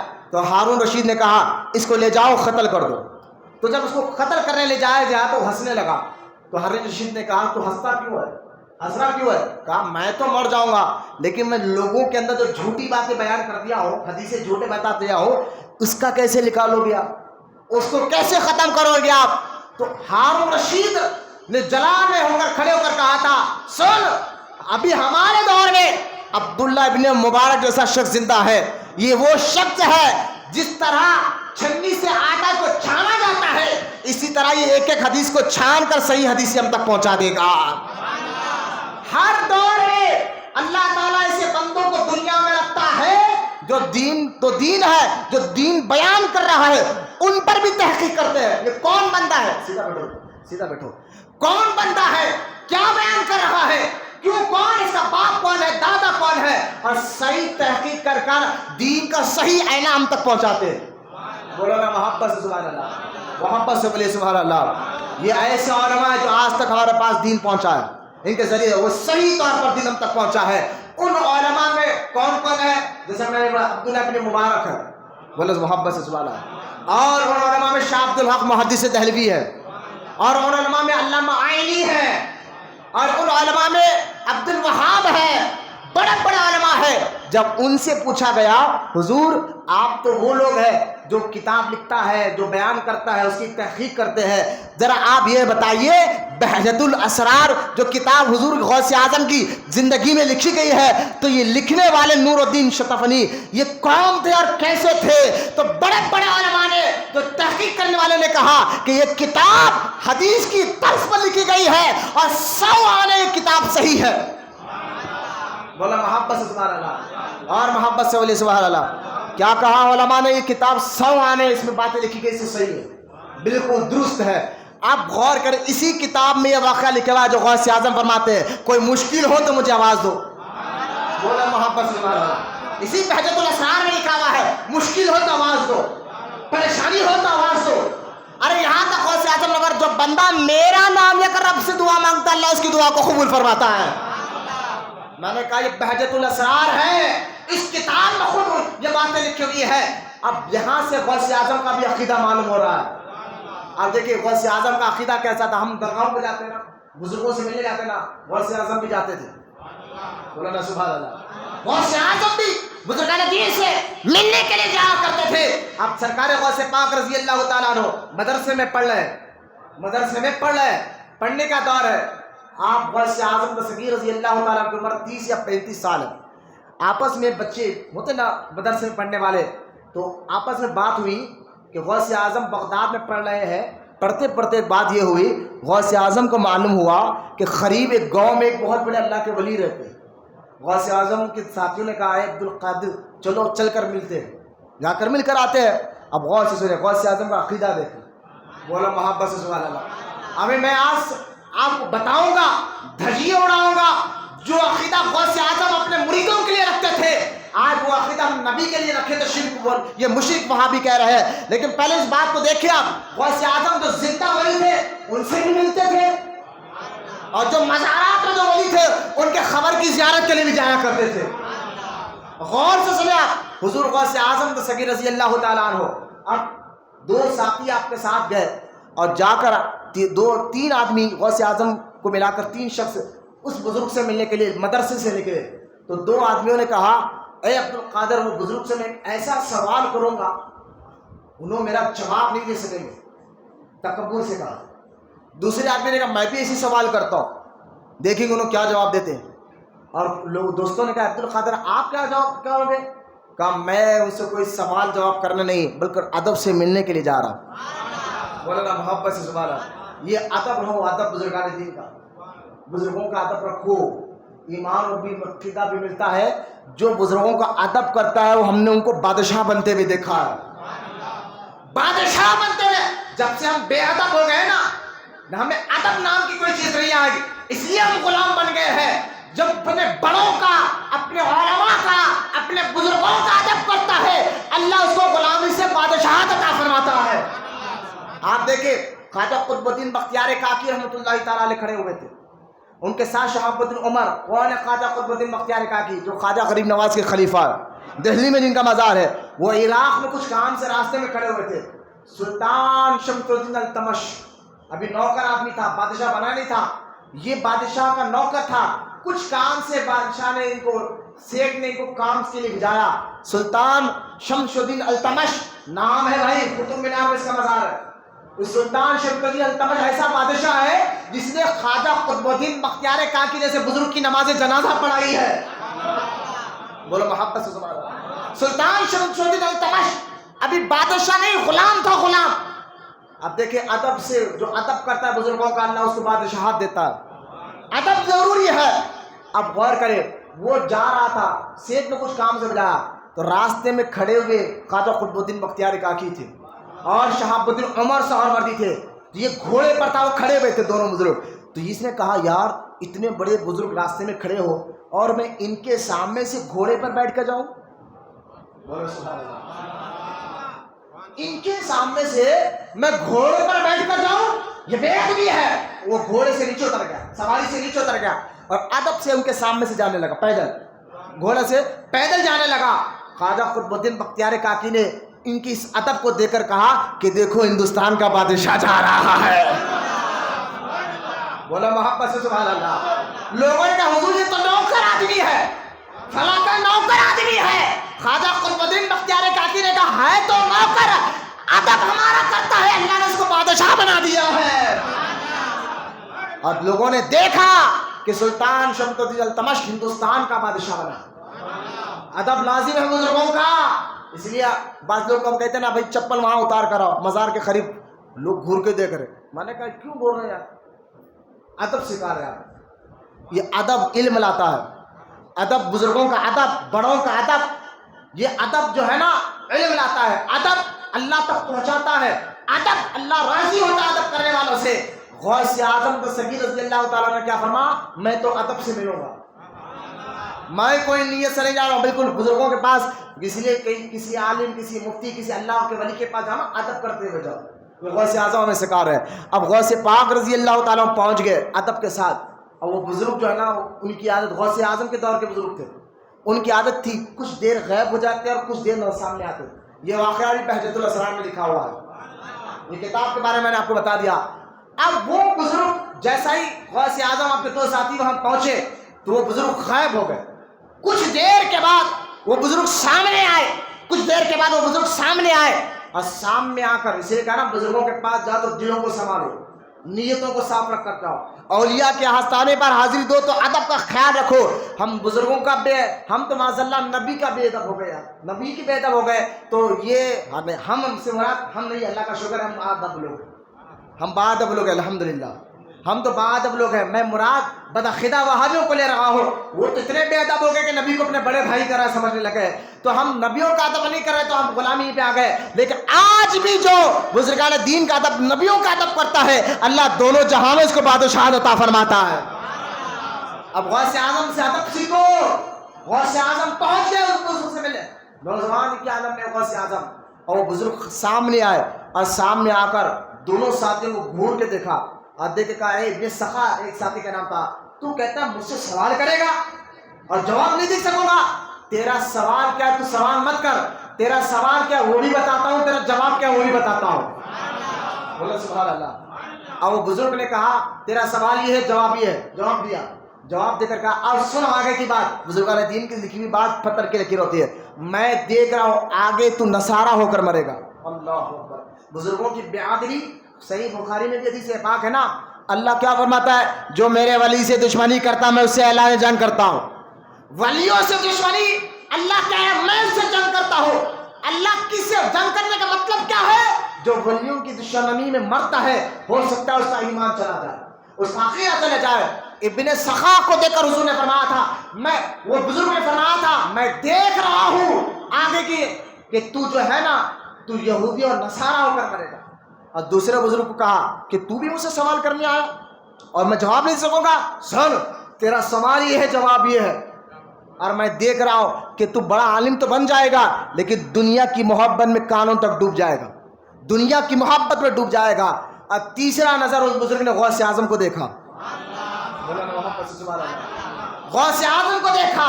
35 سال عمر غوث پاک کی ہے. غوث اعظم کو دیکھا اور دیکھ کر مسکرایا اور مسکرا کر کہا اے عبد القادر تمہارے ادب نے میرا دل جیت لیا. اے عبد القادر میں دیکھ رہا ہوں ایک وقت ایسا آئے گا بغداد میں بیٹھ کر تم یہ اعلان کرو گے کہ میرا یہ قدم سارے ولیوں کی گردنوں پر ہے. اور وہ بزرگ نے فرمایا تھا اے عبد القادر یاد رکھنا ہر ولی کا مرغہ بانگ دیتا ہے اور ایک وقت آ کر خاموش ہو جاتا ہے، لیکن تیری ولایت کا مرغہ جب بانگ دے گا تو تیری ولایت کا مرغہ قیامت تک بانگ دیتا رہے گا. بولے محبت سے سبحان اللہ. یہاں اس واقعے سے آپ کو پتہ نہیں چل گیا غوث اعظم بزرگوں کو کتنا ادب کرتے تھے، ملنے جایا کرتے تھے، ان کے خانخواہ میں جایا کرتے تھے. اچھا یہ تو تھا خانخواہ میں جانا، غوث اعظم مزار کی زیارت کے لیے بھی جایا. یہ بہجت الاسرار میں لکھا ہوا ہے. خود غوث پاک رضی اللہ تعالیٰ عنہ امام احمد بن حنبل جو آپ کے استاد ہے، حنبلی ہے، امام احمد بن حنبل کی زیارت کے لیے گئے. سارے مریدین کہتے ہیں کہ امام احمد بن حنبل کی مزار پر جب غوث اعظم زیارت کے لیے گئے، معلوم کیا ہوا؟ بزرگوں کی زیارت کرنا کوئی شرک، کوئی حرام. ارے ایک طریقہ تو غوث پاک کا بھی ہے، یہ عقیدہ تو غوث اعظم کا بھی ہے. بہجت الاسرار میں لکھا ہوا ہے خود غوث پاک امام احمد بن حنبل کے مزار پر گئے زیارت کے لیے. تو آپ جب مزار پر زیارت کے لیے پہنچتے ہیں تو قبر پھٹ کر امام احمد بن حنبل باہر نکل کر ان سے ملاقات کرتے ہیں. بولے محبت سے سبحان اللہ. امام احمد بن حنبل ان سے ملاقات کرتے ہیں. یہ غوث اعظم مزار کی زیارت کے لیے جائے اور خود غوث اعظم مدینہ پاک حاضر ہوتے ہیں. یہ بہجت الاسرار میں بھی ہے. فتاوی رضیہ میں اعلیٰ حضرت نے بھی لکھا ہے کہ جب امام غوث اعظم مدینہ پاک کی حاضری کے لیے گئے تو سرکار مدینہ صلی اللہ علیہ وسلم نے جس طرح سید احمد کبیر رفاعی کے لیے اپنا قبر سے ہاتھ لگا کر ملاقات کی تھی، غوث اعظم بھی جب مدینہ پاک کی حاضری کے لیے جاتے ہیں تو سرکار مدینہ علیہ الصلوۃ والسلام قبر سے ہاتھ لگا کر غوث اعظم سے ملاقات کرتے ہیں. بولا محبت سے سبحان اللہ. میں نے کہا اگر قبروں کی زیارت معاذ اللہ حرام ہوتی تو کیا غوث اعظم جاتے؟ کیونکہ غوث اعظم کتنے بڑے مفتی عالم ہیں آپ کو بتاؤ. غوث اعظم اتنے بڑے عالم ہیں، یوں سمجھے کہ اتنے بڑے مفتی کہ مفتیوں میں مفتی اعظم ہے. جیسا غوث اعظم ولایت کے امام.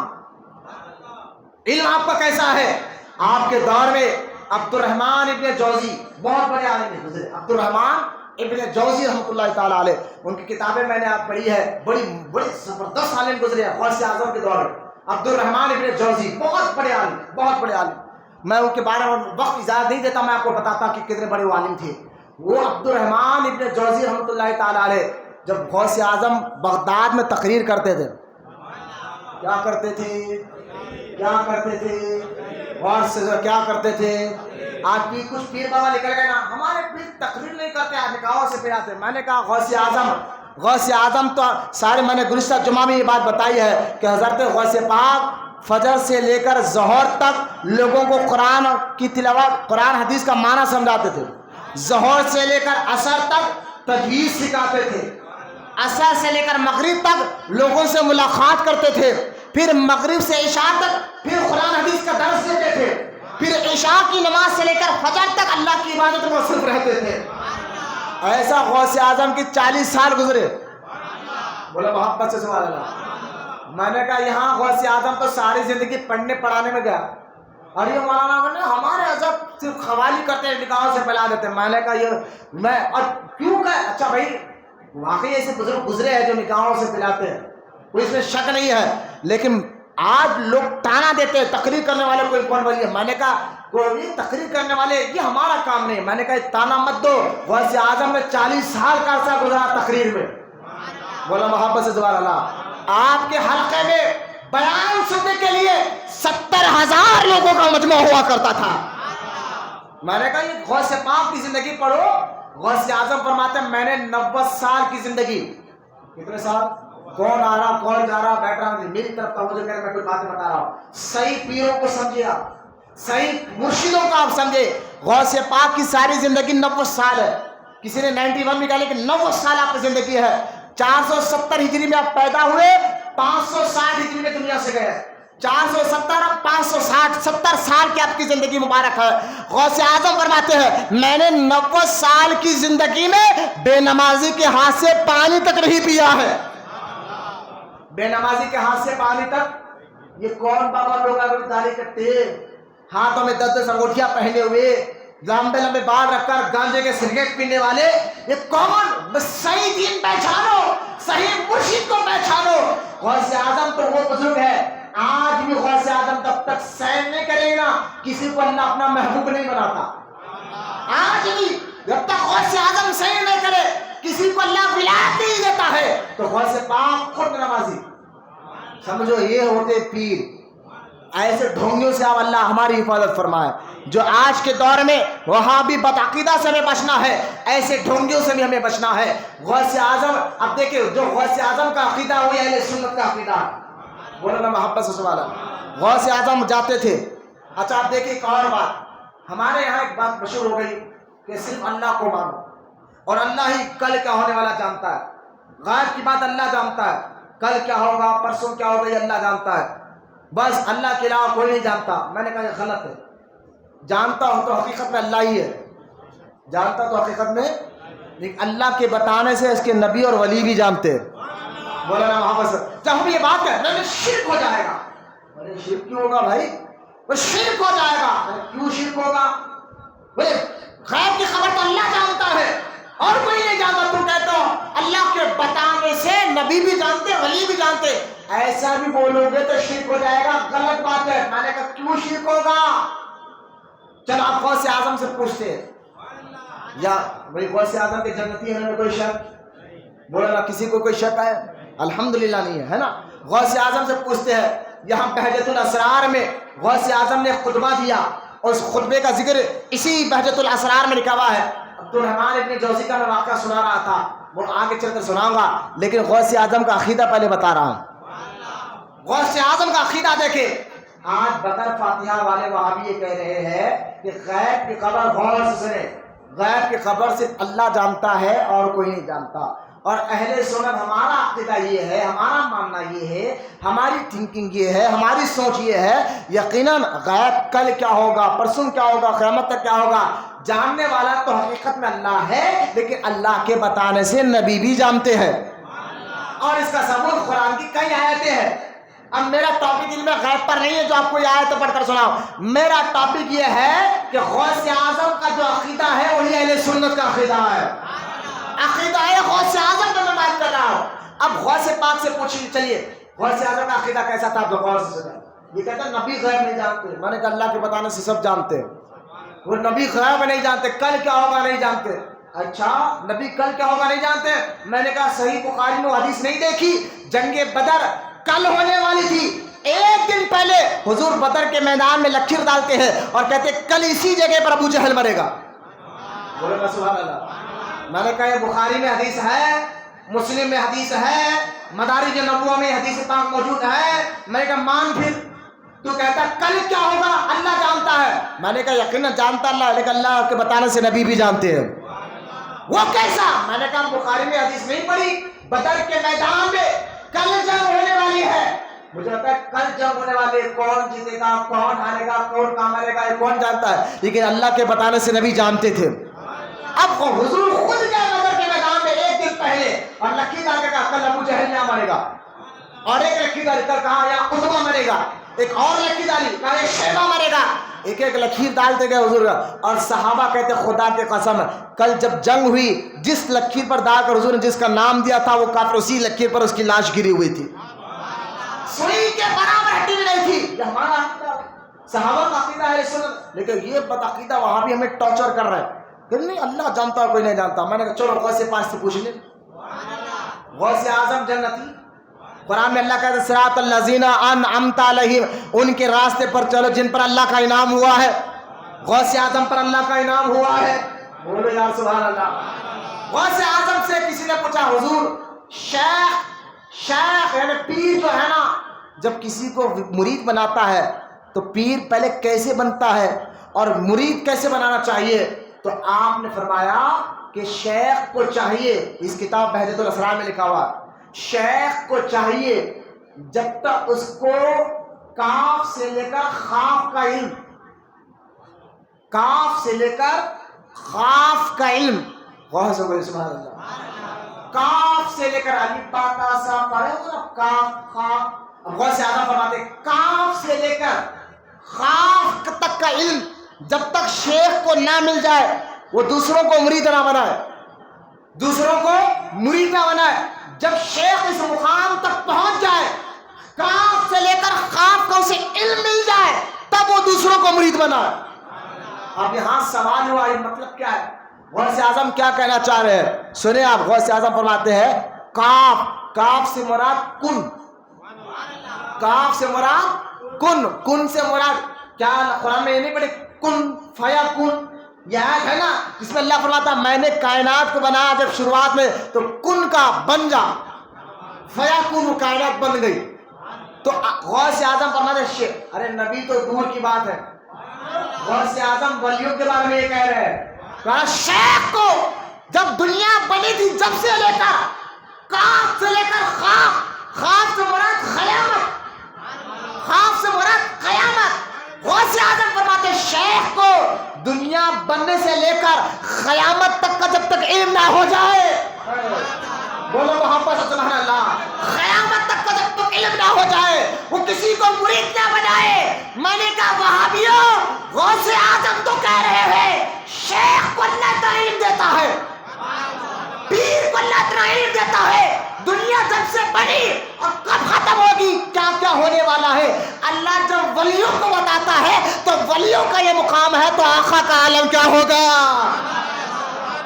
بولو محبت سے سبحان اللہ۔ یہ میں نے کہا یہ آج کے نئے نئے باتوں میں آ کر بچے نہ بیٹھ کے، یہ اونچے درجے والوں کے باتوں میں آ کر اپنا ایمان اور عقیدہ خراب نہ کرے۔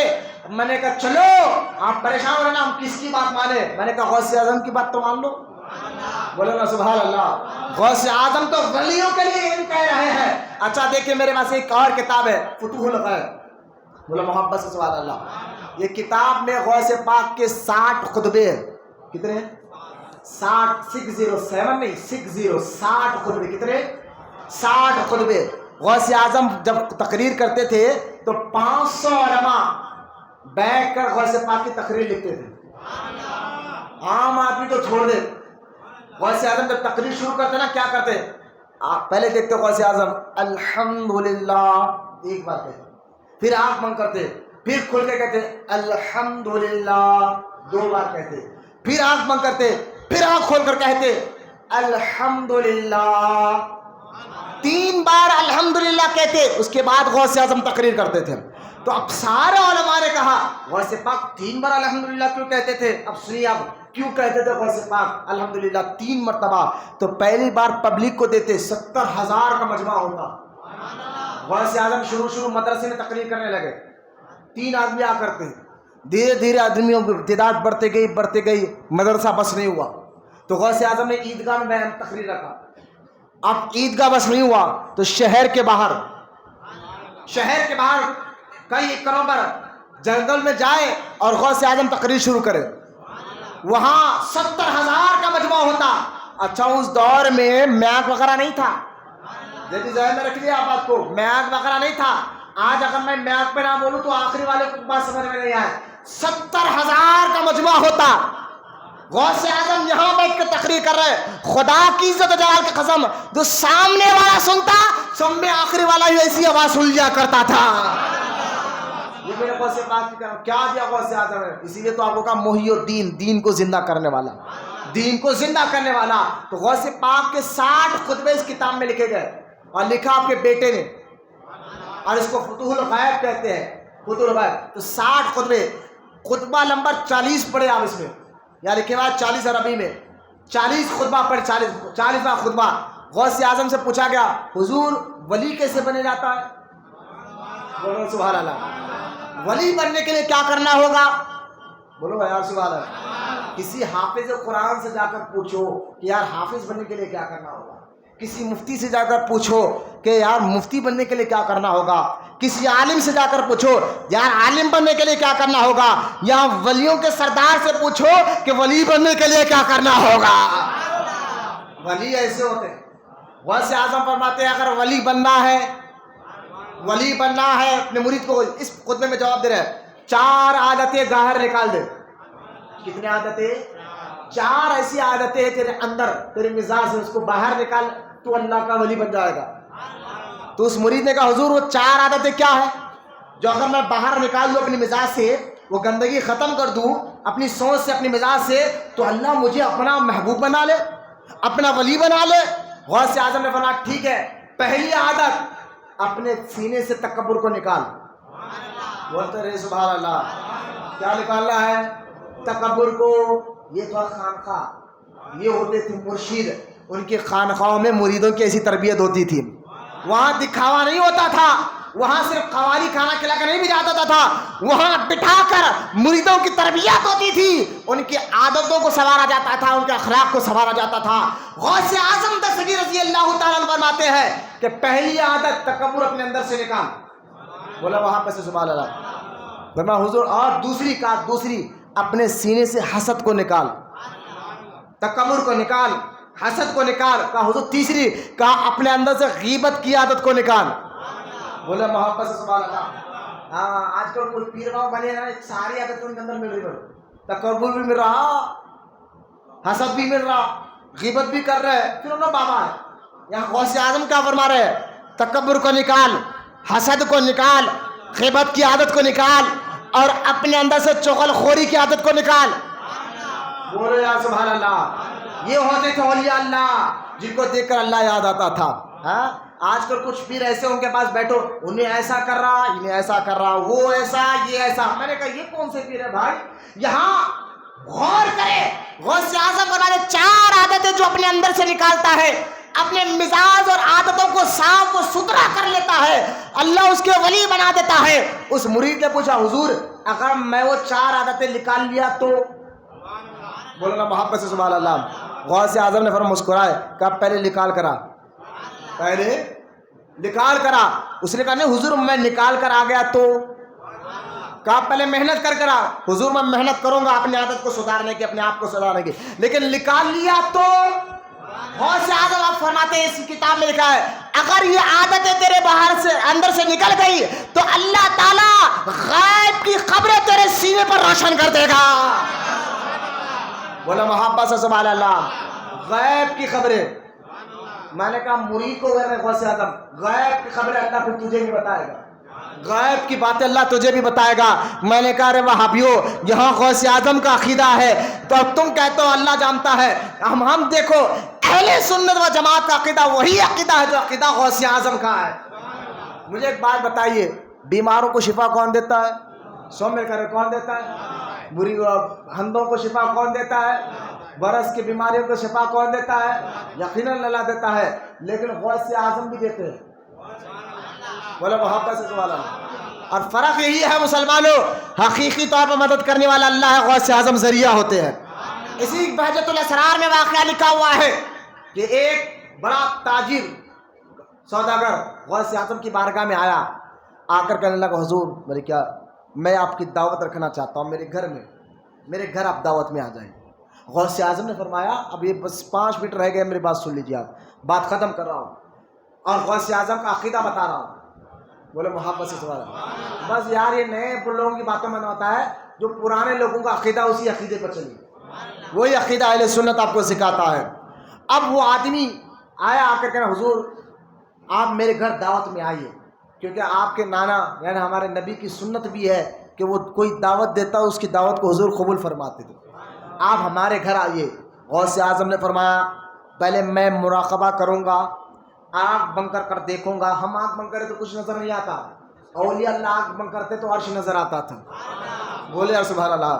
میں مراقبہ کروں گا، آنکھ بند کر میں اجازت لوں گا، اگر اجازت ملے گی تو تیرے گھر میں دعوت میں آؤں گا.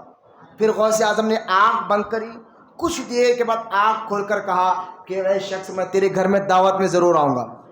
وہ آدمی چلا گیا، سوداگر تھا، مالدار آدمی تھا، گھر میں تیاری کیا، پورے محلے کے بڑے بڑے بزرگوں کو بلوایا، پورے شہر کے بزرگوں کو بلوایا. کہا غوث اعظم بھی اس دعوت میں آ رہے ہیں، تو سارے بزرگ بھی دوڑتے ہوئے آئے. بولو نا سبحان اللہ. سارے بزرگ بھی دوڑتے ہوئے آئے. اب گھر میں دعوت کا منظر، کھانا ایک ایک قسم کا بنایا گیا. یوں سمجھے کہ اس دور میں اچھے مہنگے سے مہنگا کھانا بنایا گیا. حضور غوث پاک باہر نکلے مدرسے کے. کہاں مدرسے میں رہتے تھے غوث اعظم ساری زندگی. اور آپ کا جو مزار ہے نا، جو وہ غوث اعظم کا مدرسے کے اندر ہی مزار ہے. بولا محبت سے سبحان اللہ. مدرسوں سے مت چھیڑو. ہاں خانخواہ والے کہیں مدرسے والے کیا کرتے ہیں؟ میں نے کہا غوث اعظم ساری زندگی مدرسے میں گزارے اور آپ کا مزار بھی مدرسے کے اندر ہے. غوث پاک رضی اللہ تعالیٰ عنہ تیار ہوئے اور اپنے مرید علی بن حیتی کو کہا کہ چل سواری تیار کر. غوث اعظم کے لاڈلے مرید تھے، علی بن حیتی ان کا نام ہے، علی بن حیتی. علی بن غوث پاک کے خاص خلیفہ، غوث اعظم کے ساتھ رہنے والے خلیفہ. کبھی آپ ان کا اتنے بڑے بزرگ ہیں علی بن حیتی، ہونا ہو کیوں نہ ہو بھائی غوث پاک کی خدمت میں رہتے تھے. علی بن حیتی کا اگر آپ جنگل میں نام لے تو شیر راستہ بدل لے گا. بولے محبت سے سبحان اللہ.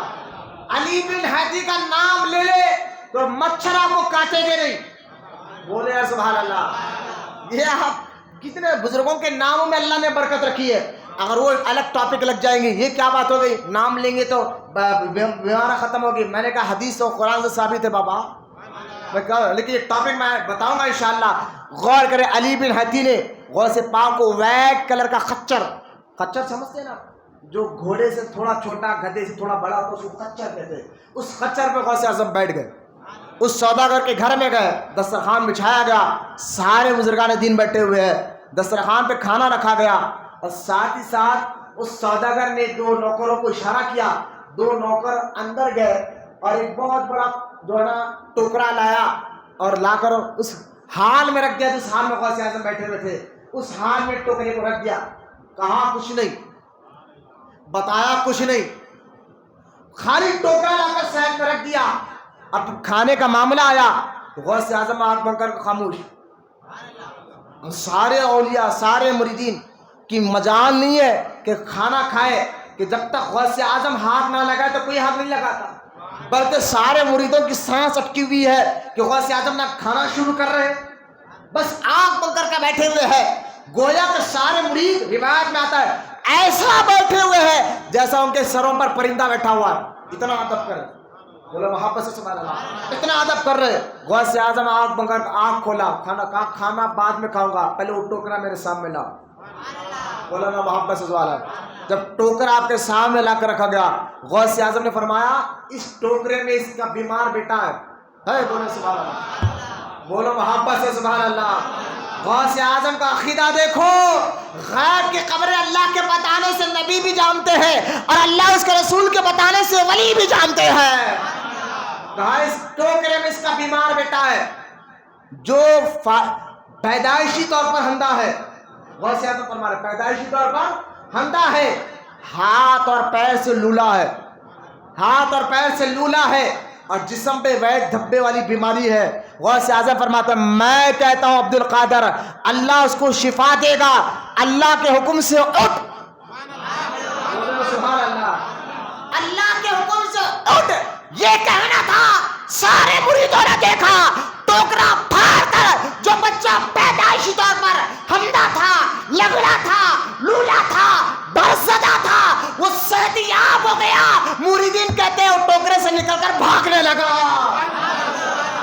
محبت سے سبحان اللہ، محبت سے بولیے سبحان اللہ. جب بھی کرم تھا غوث پاک کا آج بھی ہے. ہاں یہ نہ سمجھیے، یہ نہ سمجھیے بھاگنے لگا. آپ کے دور کے پیر رہتے تو دیکھتے میری کرامت. غوث اعظم فوراً، کیونکہ اللہ والے نا اللہ کے لیے کرامت دکھاتے، اپنے لیے نہیں، اپنے نفس کے لیے نہیں. غوث اعظم جب الحمدللہ کہتے تھے 3 مرتبہ، کیوں کہتے تھے؟ پہلی مرتبہ دیکھتے تھے 70,000 کا مجمع ہے تو اللہ کا شکر ادا کرتے اللہ تیری عطا سے بندے سننے آئے. دیکھیے اب تکبر نہیں، غرور نہیں. پھر آنکھ بند کرتے تو غوث اعظم کے محفل میں جنات بھی بیٹھے رہتے ہزاروں کی تعداد میں غوث پاک کا بیان سننے کے لیے. غوث اعظم ان جنات کو دیکھ کر کہتے ہیں اللہ تیرا شکر ہے کہ جنات بھی میرا تقریر سننے آئے ہیں. پھر آنکھ بند کر تیسری مرتبہ دیکھ کر کہتے کہ غوث اعظم کے آستہ تقریر میں رجال الغیب، ایسے ولی جو کسی کو نظر نہیں آتے، وہ ولی بھی آ کر غوث پاک کی تقریر سنا کرتے تھے. بولا محبت سے سبحان اللہ. یہ میرے غوث پاک فوراً اس کے گھر سے باہر آ گئے کیونکہ سرکار غوث پاک رضی اللہ تعالیٰ عنہ کا عقیدہ دیکھے کہ آپ کو تکبر نہیں لیکن بیماروں کو شفا دی. مولانا سبحان اللہ. مادر ذات حمدے کو غوث اعظم کی دعا سے شفا ملی. میں نے کہا یہی تو عقیدہ ہم بتاتے ہیں، شفا اللہ دیتا ہے، ذریعہ غوث اعظم کو بنا دیتا ہے. بولا محبت سے سبحان اللہ. آخری بات سنا کر بات ختم کر رہا ہوں. غوث اعظم وضو کر رہے تھے، غوث اعظم وضو کر رہے تھے. وضو کرتے کرتے غوث پاک نے اپنی ایک نالین اتاری. آخری واقعہ سنا رہا ہوں، بہجت الاسرار میں لکھا ہوا ہے عقیدہ ہے غوث اعظم. میں آپ کو بتا رہا ہوں غوث اعظم مزار کی زیارت کے لیے جاتے تھے. غوث اعظم دستگیر پڑھاتے بھی تھے. غوث اعظم بزرگوں سے ملنے کے لیے بھی جاتے تھے اور غوث اعظم بیماروں کو شفا بھی دلوایا کرتے تھے. یہی عقیدہ اہل سنت کا ہے کہ بزرگان دین کے آستانوں سے بیماریاں ختم ہوتی ہے، پریشانیاں ختم ہوتی ہے. کوئی غلط بات نہیں ہے. غوث پاک وضو فرما رہے تھے. وضو کرتے کرتے غوث پاک اپنے نالین اٹھارے اور اتار کر ہوا میں پھینکا، نالین غائب ہو گئی. دوسری نالین اتارے، ہوا میں پھینکا، وہ بھی غائب ہو گئی. کسی مرید میں مجال نہیں ہوئی معاملہ کیا ہے پوچھے، غوث پاک سے پوچھے، خاموش ہوئے. اس واقعے کے 3 مہینے بعد، کتنے مہینے بعد؟ سوام مل کر کتنے مہینے بعد؟ 3 مہینے کے بعد ایک تاجر غوث پاک کے وہ دونوں چپلے لا کر دے رہا ہے. بولو یا سبحان اللہ. دونوں چپلے نالین لا کر دے رہا ہے. مریدین پریشان ہے. ارے یار وضو کر رہے تھے آج سے 3 مہینے پہلے غوث اعظم نے پھینکا تھا اپنے نالین کو، آج یہ 2 مرید یہ سوداگر لا کر دے رہا ہے. سوداگر اور نالین لایا، غوث پاک کے آستانے میں رکھا، کچھ ہدیہ وہاں پر غریبوں کو بانٹا. بولو نا سبحان اللہ. غریبوں کو بانٹا اور بانٹ کر کہا کہ اب میں جا رہا ہوں. جب جانے لگے مریدوں نے پکڑ لیا سوداگر، بھائی یہ نالین تو 3 مہینے پہلے ہمارے پیر نے پھینکا تھا، وہ تیرے پاس کیسے آ گئے؟ وہ سوداگر کہتا ہے کہ جناب میں تاجر ہوں، کپڑوں کا میرا بزنس ہے، مجھے سفر کے لیے جانا ہوتا ہے. میں ایک مرتبہ سفر کر رہا تھا، جنگل سے ہوتے ہوئے ڈاکوؤں نے مجھے گھیر لیا اور میرے مال کو لوٹنا چاہتے تھے اور مجھے قتل کر دینا چاہتے تھے. تو میں نے بغداد کی طرف چڑھ کر کہا یا شیخ عبد القادر جیلانی مدد کو آ جائیے، مدد کو آ جائیے. یہ کہنا تھا. دو ڈاکو کے سردار تھے، اچانک دونوں کے سینوں پر یہ چادریں لا کر لگی اور یہ دونوں وہیں کے وہیں مر گئے، ساتھی بھاگ گئے. بس یہ واقعہ ہوا، میری جان بھی بچی، میرا مال بھی بچا. میں نے کہا اپنی نارن اٹھایا، بس سیدھا گھر نہیں گیا، بغداد آیا ہوں اور مجھے آنے میں 3 مہینے لگ گئے ہیں. بولا محبت سے سبحان اللہ. مجھے آنے میں 3 مہینے لگ گئے ہیں. اور یہ میں اعلان دینے آ رہا ہوں، اس عقیدے سے پتا چلا کہ غوث پاک رضی اللہ تعالیٰ عنہ کو جو پکارتا ہے، غوث اعظم یہ نہیں کہتے مجھے کیوں پکار رہے ہو، بلکہ سمجھ جاتے ہیں میرا عاشق پکار رہا ہے اور اس کی مدد بھی کر دیتے ہیں. بولا محبت سے سبحان اللہ. اور کہاں میں، اس لیے غوث پاک فرماتے ہیں میں مشرق میں ہوں اور میرا مرید مغرب میں ہوں. اور چاہے مرید دائرہ غوث پاک کا مرید نہیں، آپ کے سلسلے میں قادریہ میں جو بھی مرید ہو جاتا ہے، سارے قادریوں کے لیے خوشخبری ہے. غوث اعظم فرماتے ہیں اگر میرا مرید مشرق میں رہ کر پکارے، میں دنیا کے یہ کونے میں ہوں اور وہ دنیا کے وہ کونے میں ہے، اگر وہ مجھے پکارے تو میں ضرور اس کی مدد کرتا ہوں. بولا محبت سے سبحان اللہ. اسے پتہ نہیں چلا غوث پاک کا عقیدہ کیا ہے. بولو نا سبحان اللہ. غوث اعظم تھوڑا یہ شرک اللہ کو پکارو. غوث اعظم بھی جانتے مدد تو اللہ ہی کرتا ہے، اللہ کی دی ہوئی طاقت سے ہم بھی مدد کرتے ہیں، اللہ کی دی ہوئی. اس لیے غوث اعظم فرماتے ہیں میرے حد تک کیا ہے، غوث پاک فرماتے ہیں جو بیمار زدہ میرے مدرسے کے سامنے کی گھاس کھا لے. بولے نا سبحان اللہ. میرے مدرسے سے چڑھ، ہمارے مدرسے میں چڑھ. غوث پاک فرماتے ہیں ہم تو ہم ہیں، ہمارا مدرسہ تو مدرسہ ہے. اگر کوئی فالج زدہ ایک آدمی آیا دوڑتے ہوئے کہا غوث اعظم بغداد میں بیماری پھیل گئی، لوگ مر رہے ہیں، کیا کرے؟ غوث اعظم نے فرمایا ہمارے مدرسے کے سامنے جو کنواں اس کا پانی پی لو. بولو نا سبحان اللہ. پانی پی لو شفا ہو جائے گی. جو پانی پیتا اس کو وہ بیماری نہیں آتی. لوگوں آ کے کہے حضور آپ نے تو پانی پینے کو کہا لیکن لوگ زیادہ ہو گئے ہیں، پانی مل رہا نہیں رہا ہے، اب کیا کرے؟ غوث اعظم میں وقت گھبراؤ نہیں، جو ہمارے مدرسے کے سامنے گھاس ہے اس کو کھا لو. جو مدرسے کے سامنے گھاس کو کھا لے گا اللہ اس کو بھی شفا دے دے گا. بولو محبت سے سبحان اللہ. یہ غوث پاک رضی اللہ تعالیٰ کے چند باتیں عقیدے میں نے آپ کے سامنے رکھے، وہی عقیدہ ہے جو اہل سنت و جماعت کا عقیدہ ہے. آپ پر ہمارا عقیدہ ہے ان بزرگوں کے آستانوں سے وابستہ رہے. یہ بعد وصال بھی کرم فرماتے ہیں، دنیا سے جانے کے بعد بھی اللہ نے ان کو قوت عطا فرمائی، طاقت عطا فرمائی ہے اور یہ لوگوں کی مدد کرتے ہیں. اللہ کی بارگاہ میں دعا ہے اللہ ہم کو کہنے سننے سے زیادہ عمل کی توفیق عطا فرمائے. جتنے بوڑھے بچے نوجوان جتنی دیر سے بیٹھے مولا ان کے بیٹھنے کو قبول فرما اور ان سب کو سچا عاشق رسول بنا اور قیامت تک ان کی نسلوں میں عاشق رسولوں کو پیدا فرما. سرکار غوث پاک رضی اللہ تعالیٰ عنہ کے صدقے میں مولا ہم سب کی دعاؤں کو قبول فرما، ہمارے مشکلوں کو ختم فرما. وما علینا الا البلاغ والحمد